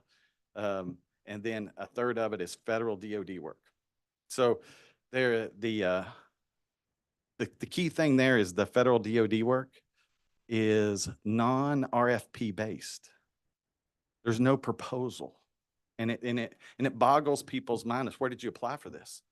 Well, I didn't. I approached an agency and said, they have a problem, and why don't you trust me to give a solution to you? It's as simple as that. And then they say, okay, well, guess what? We'll generate a proposal for you to apply for, so you can help us solve this problem. And that's the biggest part of that pie, is actually doing just exactly that. So some highlights, the Army Ground. So we're the National Institute of Aviation Research, where we have a $100 million contract with Army Ground out of Detroit. And that is solving their problems with some sustaining their vehicles, which I'll show you. We're the only only non-military industry or otherwise that owns a K-1C-35 tanker. So that was a experiment by the United States Air Force. Instead of retiring a tanker they were going to use for the next 40 years, we're going to go put it in the desert, and then if we need somebody to modify it, somebody to take it autonomous, what has to happen? Well, they have to go on our active bases for an active aircraft, which no colonel of any of our Air Force bases wants to let somebody mess around with an active aircraft. So what they have to do is force them to go to the desert, pull one out of the desert, which has got critters in it, and it's mothballed. So what they said was, we're going to put one at Wichita State. We're going to keep it as an active aircraft, and we're going to send people, as we modify that aircraft for the future, they can come to Kansas to look at how they can modify it. And then you heard a lot from the governor to talk about advanced manufacturing. So in order to stay the key of advanced manufacturing, we're not always going to cut aluminum. So for anyone to sit here and say, we are going to stay as the capital of advanced manufacturing, you're kidding yourself, because we were just converted over to composite airplanes. That's a different way of manufacturing, and they're pushing this modernization of materials. So it's really great when you get to a basic research institute and they make a new material. Great. Well, how do you make it into something usable? That's one of the key things. So that's really where we're focused on, is how do I take a brand new material and how do I productionize it and get it into a factory floor? And then the other thing I was going to talk about is digital twins. So you'll be the first to hear we have a $100 million contract with the Air Force right now. They just increased it another $100 million. So for the digital twin work. So that'll be announced here in the next week. So it's another $100 million contract. And it's primarily for the work we're doing with the digital twins, which you see here. So, and I don't know if you've ever seen this picture, but we started this program out just solving a simple problem of they needed parts for an airplane. And we kept going, we kept going, we kept going. And I told them, I said, well, where do you stop? What can you, I said, well, I'm never going to be able to do a jet engine. I will never be able to do a jet engine. And guess what we're doing now? A jet engine. So I have people at Tinker Air Force Base doing the F-100 engine, which powers the F-16 and the F-15. So this is a great story because it talks about this whole, the thread of everything we're doing can be under the 50,000 foot umbrella of digital transformation. This one is leading the spear. Next week, next Monday, I have a team right outside of Abilene, and I showed this to Blake not too long ago. I'm moving my third B-1 bomber to Kansas. So it starts its road trip. It'll probably get on the truck by Tuesday of next week, and then it moves 200 miles a day through the dark of night and the closed roads with police escorts all the way to Wichita, Kansas. So that's our third B-1. It's moving out of Dyess Air Force Base right outside of Abilene. So the B-1 is one that the Air Force uses all the time. But if you look at the right model, the one on the right with the bombs dropping. So the Air Force did this. They flew a B-1 over supersonic speed and dropping these ordnance. And you can see what happens to the white one. It starts to tumble, and that is what we don't want, right? Because that'll hit a target, that'll hit a hospital, that'll hit a school, something we don't want to do. So doing this, what we were able to do is do it all virtually. And we showed them down at Eglin Air Force Base, we can predict a weapons drop going over supersonic speed. And we showed them this, it's within 1 degree of the actual test with the weapon drop. So that's the power of the digital twin. And then the top right one, the United States Air Force said, we need to put a new supercomputer at Tinker Air Force Base. We're going to invest $10 million and put a new supercomputer at Tinker Air Force Base. Well, then the general there said, we don't want to put the computer at Tinker Air Force Base. We want to put it in Wichita, and we're going to put it in with Wichita State University. So I'm running the Tinker Air Force Base supercomputer out of Wichita State University in Wichita. So I run a classified network and an unclassified network. And this is one that the $100 million, we call this program, every military program has to have a name. This one's called Backbone. The B-1 is called Bone for B-1. And this program is called Backbone. It's a replacement of a center section. I was allowed to show you this. So that's the new aircraft that's coming in will replace that spine section of the B-1. And so, and what we need to do is find out how to do it 22 months down to a 9-month hybrid assembly. So it's again, pushing the digital side. So how did this start? So here's where the state investment comes in. Is 2012, Boeing left Wichita. It created the loss of 3,500 jobs, kind of hit us in the gut because we were supposed to get the tanker. Well, they left a large infrastructure. It sat there for 6 years. And then what we did was working with the people who bought it, we created what I call the Works Lab. And we hired 55 engineers to work with industry and start solving problems. Well, then you can see it grew to 100, grew to 200. And then if you look at the framework for growth of Kansas, one of the things will be, we need to have that capability back in Kansas where Boeing left. It was an MRO, a maintenance, repair, overhaul facility. So instead of trying, and we tried for 8 years of economic development trying to attract a company, and then we decided we're going to build one ourselves. And so the state invested, they invested $7 million in 2000. So I testified in front of the legislature. They invested $7 million, and we added 250 jobs. And what that did was, it was right along the framework for growth. And it was that the maintenance, repair, and overhaul. And what we're doing is the current programs you're seeing now. So it's a fire tanker, an oil spray, and then a passenger freighter conversion. So again, solving some of the world's most pressing problems of forest fires, oil spills, and logistics. So then the vision is we have a unique infrastructure in Kansas that most states don't have. We have 3 long unutilized runways.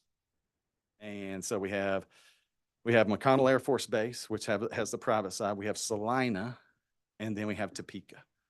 And using those three runways generate a MRO capability unique to the world. What we did was link it to students. So now we need to grow a workforce around that. And this one was, here we're competing with, and primarily students that don't have money. They want to have a skill and basically problem solve. Okay, you have no money, you want a skill. So basically we created a program called Get to Works that we pay their tuition, we give them a job, we slow the A&P degree down. From 18 months, we expanded out to 3 years, and they work alongside an A&P technician for 3 years in this lab. So here was do the same thing in Salina with K-State and do the same thing in Topeka with Washburn. And that will create an infrastructure that is not seen in the United States for MRO capability. Right now, if you fly international on a 787 or an A350, which is a composite dual aisle aircraft, and that plane needs to go for a C check, that cannot be done in the United States of America. It's done in Europe. So this will create that capability for that work to be done here. So how could we leverage investment is, again, I'll go through these pretty quickly, is strategically align focus to our strengths. You've heard this before. You heard this from the governor. You heard it from David and the chancellor, is align to our strengths. Digital transformation, that's our 50,000 foot. I can put just about anything in digital transformation. That's what we do. But continued support of the aerospace sector, additive manufacturing, and the battery technology to support transportation.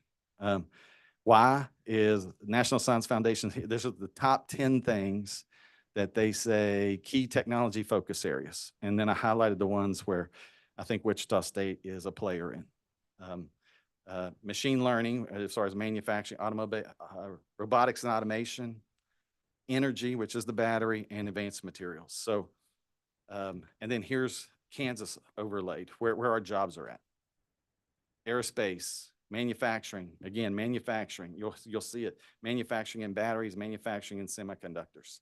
So this compound annual growth rate, you'll see me refer to this of where should we make investments in the future? And what areas am I looking at currently?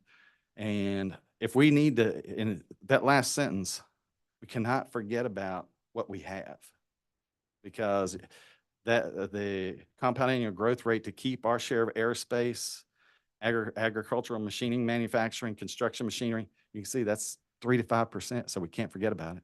We need to keep investing in that. But aerospace has a compound annual growth rate of 7.8% predicted. We have to generate, we have to make 40,000 more airplanes between Airbus and Boeing primarily. They need to make 40,000 airplanes in 20 years. So it's not going away.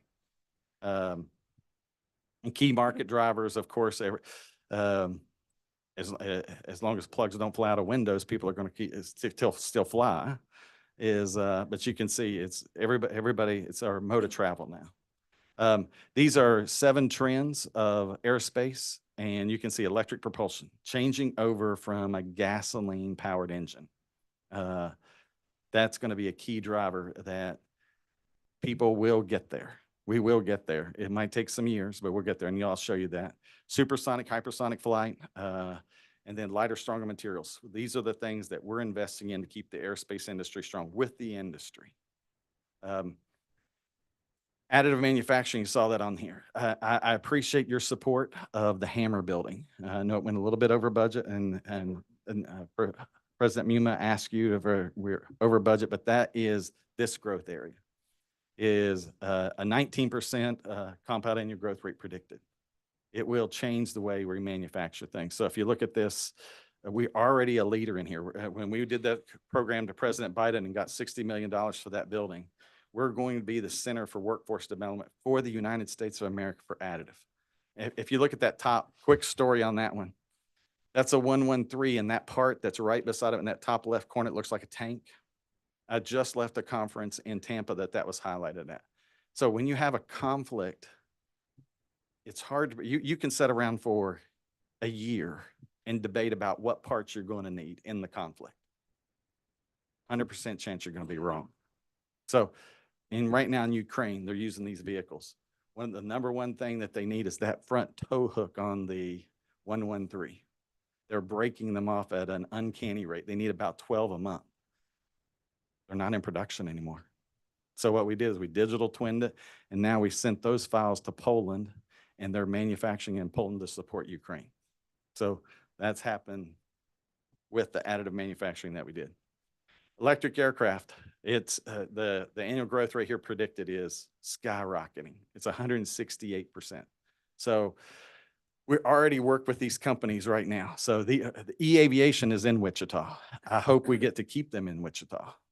So that's one of the ones. That's a Textron Supernal. That's Hyundai with strong ties to Kansas. So we have possibilities there. These other three companies have already announced manufacturing sites, even though we're doing a lot of work for them. But the growth rate here combined with the battery plant that we have is a unique opportunity.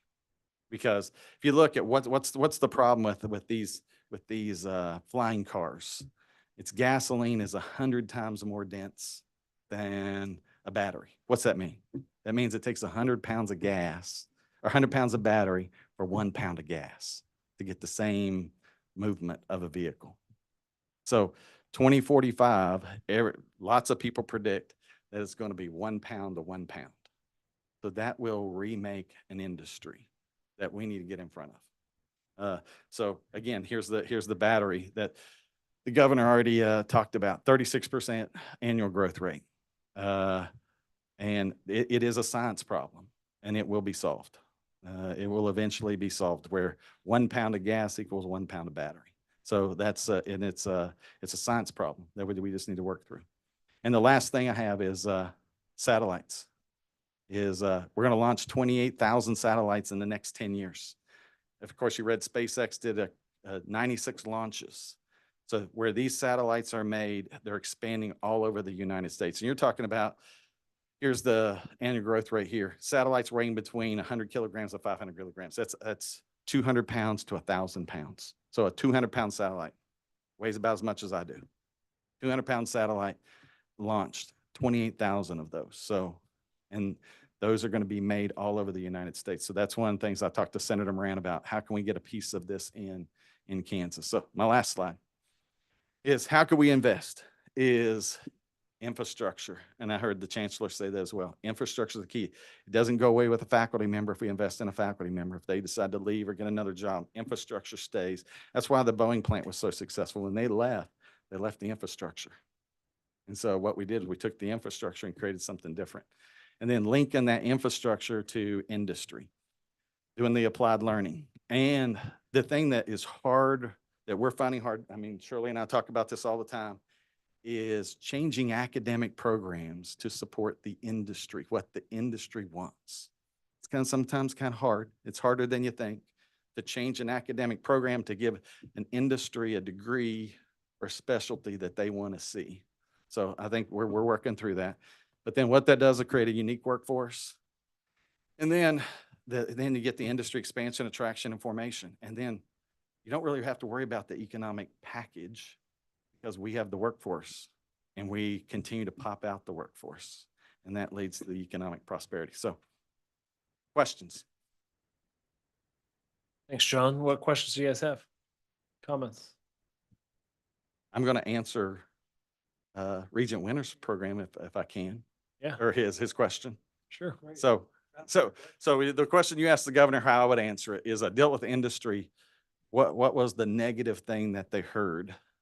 And I spent 3 years with them of that. And it was that it takes too long to train one of your graduates to become productive. So Lima hit on this, but they said 2 years. So 2 years before they become productive. And at 2 years, they have a resume then, and then they can travel. And then they look at that as lost investment. And so how can we generate someone that graduates from your university and put them into a job and be productive quickly? And quite frankly, when Dr. Bardo and I did the Innovation Campus. That was the question, is how can we solve it? Because we were going to build a research park like everyone else did, but we didn't, as you would come down and seen, is that was the question that we were answering, is how can we change a workforce where they're productive off the get-go? That's, what you're doing is extremely, extremely amazing. You've been doing it for quite a while. So, let's be sure we have a life insurance policy on Tomlin. Um, that's all. Siri's always. My listening. wife is listening here, apparently. Thank you. Yes, sir. Nalima, did you have a question? I just wanted to add a comment that, of course, you've done a phenomenal job with NIA and every other areas to kind of stretch the dollars that we are investing, ROI. I see that 19% growth, but these are assets that you're building that can be, compound benefits to us in future. What's the future for WSU? What are you looking at to grow into other than what you have presented? So overall, we are concentrated on advanced manufacturing, looking at engineering and, building on assets that we already have. You've talked a little bit about AI, and I know you guys are working on digital twinning quite a bit. Where is the boundary at 2030? Do you have a vision for WSU and how to grow? I think if you look at what Wichita really does well, people say it's aviation. Yeah. I'd say it's not. It's actually manufacturing something that's pretty hard to manufacture. I agree. So, and if you walk through those lines, we're not at Industry 4.0 yet. Yeah. Some people say we are because they just like to say we are, but we are not. Industry 4.0 is, and we were lucky to get the Deloitte Smart Factory on our campus because I think that's a vision of it's a thinking factory. Yeah. It's some people that watch movies, it's the Terminator factory. It's a machine that can make a machine. And then if you look at that from a standpoint, there's a book called Freedom's Forge that is, if we had to go in a conflict, if we had to do a World War II, what would it be like? And from a manufacturing plant. And that's the technology that I think we have to put in. I agree. And we have all the assets to build into multiple industries. And you're right, the concept, like our reputation as aviation industry, pretty much workforce works for aviation industry as well. So that will be a challenge for us to kind And I of think, remove that and kind of spread out wings. I think if we make the engine of the future, Yeah. the engine of the future is a battery, and we make the vehicle of the future, Kansas could be a Detroit of the future. And also keep in mind the chips industries is coming. That goes right with that. Yes. Yeah. Thank you. Yes. Good job. The Terminator factory's gonna be keeping me up at night. Sorry. You know, Sorry, I had to say it. I'm just seeing the hand pop out of the dirt. Anybody else? Questions or comments? Regent Winter, you got your hand on the. How can you and representatives at the 5 other institutions, how can you guys and gals get together, try to trade ideas, best practices, et cetera, et cetera? You got a lot of good stuff going on. I know, for example, in Pittsburgh State, they're working on materials there. You may be already collaborating. Yeah. But I'm looking for, how can we supercharge the brightest people we have around economic development? I think the presenters before me, the Chancellor and David, they did a pretty good job because if I'll just use KU. If KU comes up and says, I want to do aviation manufacturing and really focus that large, I really don't think that's good for everyone to be the same. So with the concentration efforts that we have, I think it makes us stronger as a whole. Now we can argue about models for it, applied learning versus applied research versus basic research and that, but I think from an economic standpoint, I think that the 3 university, 4 university, 5 university system that we have is pretty strong the way we have it now. We just need to focus more on economic prosperity. Thank you. Any other questions or comments? Thank you, John. Thank you. Thank you, Chancellor. Thank you, David. Appreciate you guys. Okay. I think that was great and robust. This is maybe the latest we've ever gotten to the consent agenda vote in my 4.5 years here. So we're now to the consent agenda. Any questions or comments about that, or do I have a motion to approve? So moved. Or motion to approve the consent agenda. Do we have a second? Second? All right. Any further discussion? I think, no. Oh, yeah. Thank All in favor, please say aye. Aye. Aye. All opposed, same sign. All right, passes. Before I go into discussion, that was just really impressive, and I know we've got some thoughts about ways we can enhance this that we're talking to the legislature about. And so I appreciate you guys giving us that baseline. I hope everybody was understanding that. Really, really critical to what we're doing. Okay. Elaine, come on back up. First thing on discussion agenda is our request to suspend the annual audit requirement for Pittsburgh State University's Research Foundation. Thank you, Mr. Chairman. Pittsburgh State University Research Foundation is one of over 50 affiliated corporations of our state universities. And it was created several years ago with the intent that with some planning effort that it would come to more to fruition that it has.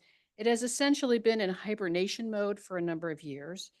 And although there is a potential in the future for some activity, we're at a point where when going out for bid for a financial audit of this foundation, they're really, the expense for doing an audit far exceeds the potential benefits. So there's more downside to doing one in thought. So the request is that the board's policy be suspended so that until there is some less more robust activity than we would do a financial audit.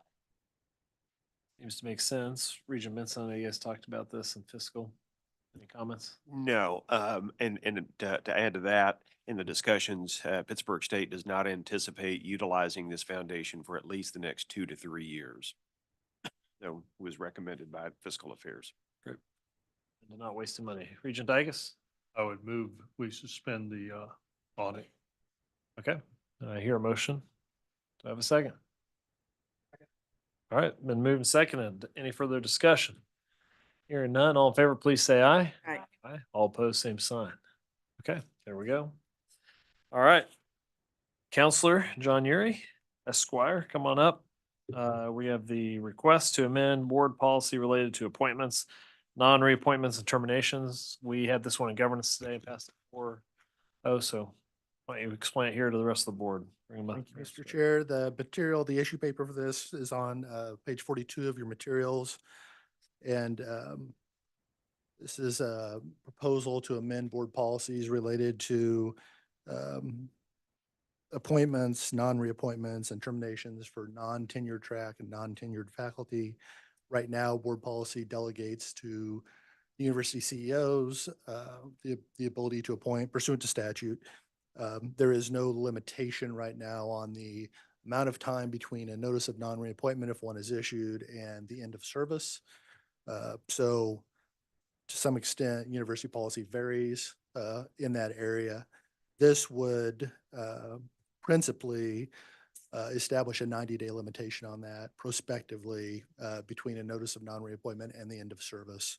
That requirement would first impact folks hired on and after, folks in these categories hired on and after July 1st, 2024 of this year.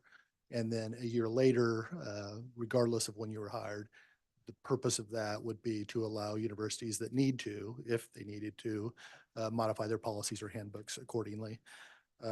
There are bullets on page 42 that describe kind of what each change would do. And then after that issue paper, there's the actual language in the strike through and underline. I'm happy to answer questions about any of that. I did want to offer, just based on a response to some of the feedback that you've all received. If you look at page 44, on the right-hand side, I guess on page 44, about in the middle there, under number 4, each state university may determine the length of each employee appointment. And then later in that paragraph, nothing in the policy shall prevent an institution from entering into a contract of employment with employees subject to other board policies about contracts. So then the very next section talks about multi-year appointments for the clinical scholar track, the clinical track, the research track, and other non-tenure and faculty appointments. Lastly, and it talks about up to 3-year contracts, initial contracts, and then how you could extend those annually. So if you had somebody as a matter of recruitment that needed or was requesting a longer period of time in order to come work at the university, certainly that would be an option that would be available to address those concerns. Thank you. We've worked this about a year. What questions or comments do you guys have? Did you have a chance to review this? None? Okay. Do I have a motion to approve this change? Mr. Chair, I would move for approval. Thank you, Regent Benson. Do I have a second? I'll second. Thank you, Regent Lane. Any further discussion? Hearing none, all in favor, please say aye. Aye. Aye. All opposed, same sign. Okay, thank you. All right. Fred Patton, come on up. We'll take our legislative update. Oh, wait, we're gonna have Kelly. Hey, that's great. All right, Kelly Oliver. Thank you. Well, we've made it to day 10 of the legislative session, and they are already going fast and furious. But Fred has been working to get our bill drafts introduced from our legislative non-budgetary items that were approved at the December board meeting. Dr. Flanders mentioned that yesterday he testified to the House Committee on K-12 budget, gave additional information about our KS Degree Stats website, as the committee wanted to know more information about our Students' Right to Know Act. Next Thursday, House Bill 2495 will have a hearing in appropriations. It will provide additional funds for both our office and for the state universities to fully fund the pay plan that was passed last session. So that's important for us. And then next week, Dr. Flanders also mentioned that we will begin our higher education updates to both Senate Ed next week, and then the following week to House Higher Education Budget Committee. So I guess the biggest thing that has happened so far is the governor's budget recommendations, and you all received communications last week on those recommendations. And I know you're a little bit strapped for time, but just overview is that, we requested over $310 million, and the governor has recommended over $237 million of our requests, so over 76% of that. This is the most significant increase to higher ed that's ever been recommended in the time that I can remember being at the board office. So that's great news for us. If approved, it will give our budget to the state general fund for the system will be over almost 1.3 billion in fiscal year 2025. I know you have the information. I can go through these slides that has the detail on each item, or I can just give you an overview. I don't know what you would prefer. Blake? Yeah, I'd like to mention just a couple of things, just broadly. The need-based aid investments are beginning to pay off. And so I think we see that at the institutions. We're able to attract more students, retain more students. And so I congratulate the board for that activity. And another place where I just need to mention that's beginning to pay off and is in the governor's budget is the facility renewal initiative. And the board laid that out. There was a lot of norming, storming, performing as we walked through that. But I wanted to highlight how the state has been a partner with our institutions, but it hasn't been the state alone. The state has invested $73.5 million, 91 in the last 2 years. 91 million has come from the Educational Building Fund, okay? 73.5 from state general fund. So that's been really important. But the universities have put in 93.5 million of university resources. So this will be like our research initiative too. It's all of us. It's not just, well, we're going to wait on the state to fund it and then not do anything as well. We all have effort. And just even on the demolition funds, the first 20 projects eliminated $80 million of deferred maintenance.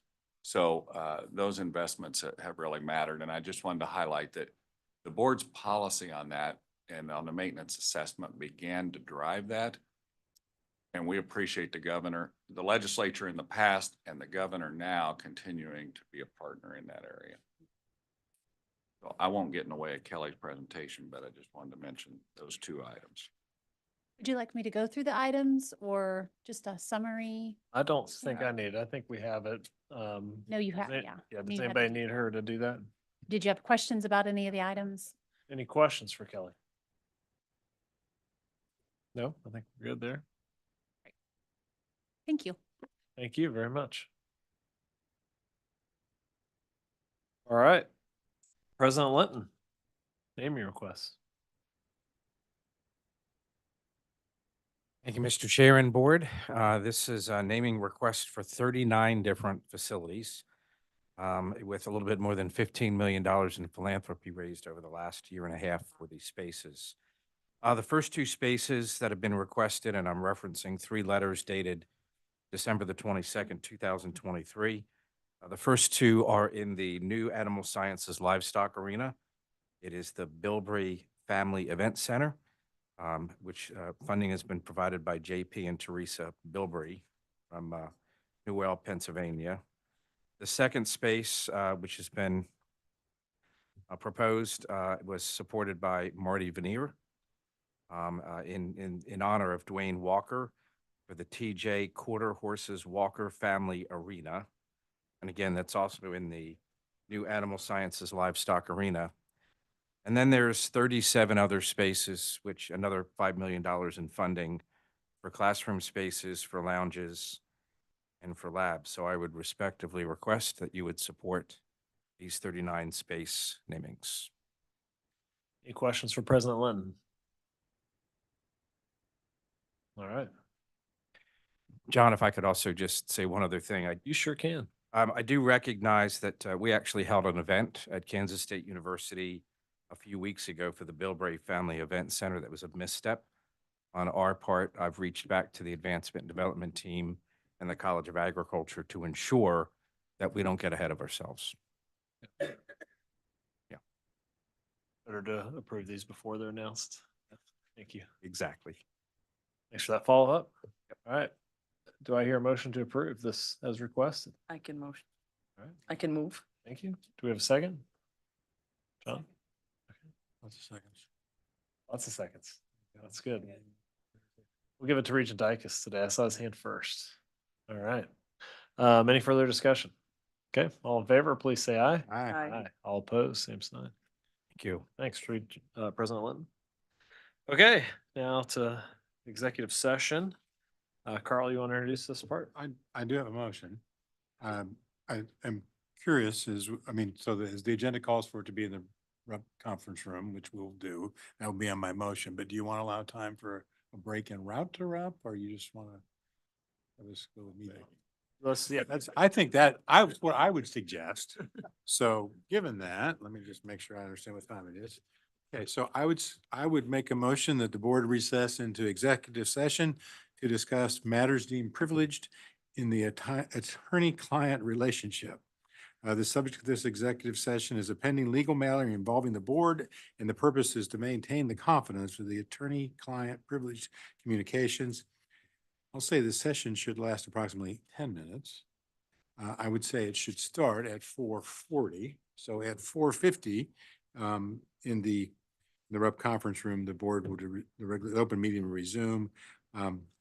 The following persons will aid in the discussion: members of the Board of Regents, President CO Blake Flanders, John Yeary, General Counsel.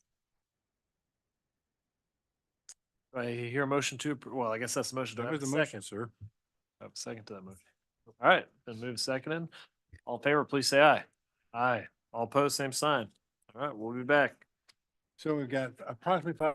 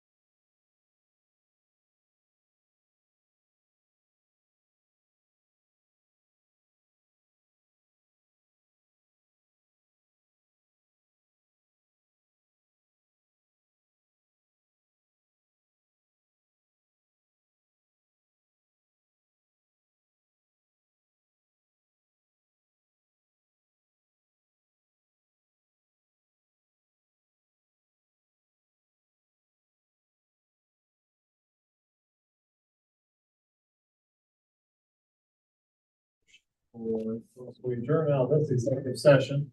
I hear a motion for another. I do know. So I move that the board recess into executive session to discuss matters relating to security measures pursuant to KSA 75-43, little b in the whole 12. The subject of this executive session is matters relating to security measures pursuant to KSA 75 will be in the whole 12. The purpose is to not jeopardize such security matters by discussing them in an open. This session should last approximately 5 minutes, and shall include the following persons: members of the Kansas Board of Regents, President C.O. Blake Flanders, Kansas State University President Richard Litt. The open meeting shall resume at, what do you usually do? 4:51. 4:56.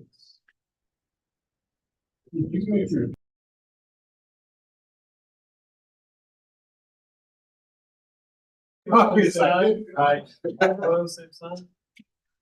I don't do it very well.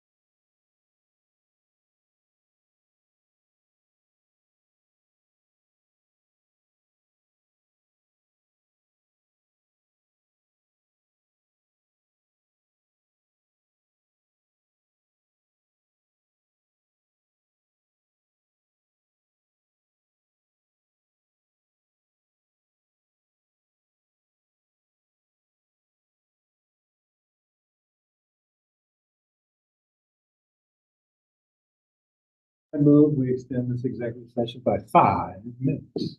5:01. Sure. A second, all in favor, please say aye. Aye. All opposed, same sign. So I just saw this.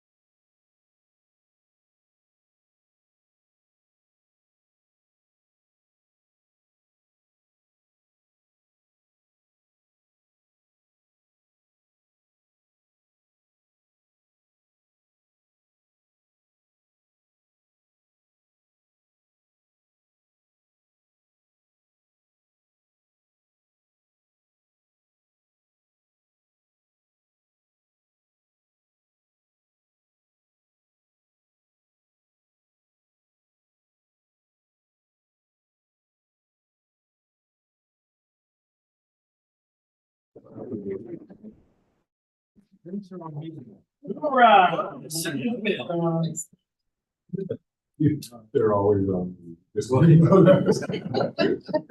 All right, do we have a third thing? We do have a third motion. Okay, bye, guys. See you at dinner. Ready? Look at it, said we'll return shortly. Okay, I move that the Board of Regents recess into executive session to discuss personnel matters of non-elected personnel. The subject of this executive session is a personnel matter, and the purpose is to protect the privacy of the individual board employee involved. This session should last approximately, Don, how long you want? 10 minutes. Approximately 10 minutes. And she'll include the following persons who are either members of the body who will aid in the discussions, members of the Board of Regents, President CEO Blake Flanders, Board General Counsel John Yeary. The open meeting shall resume at 5:13. I second. All in favor, please say aye. All opposed, same sign.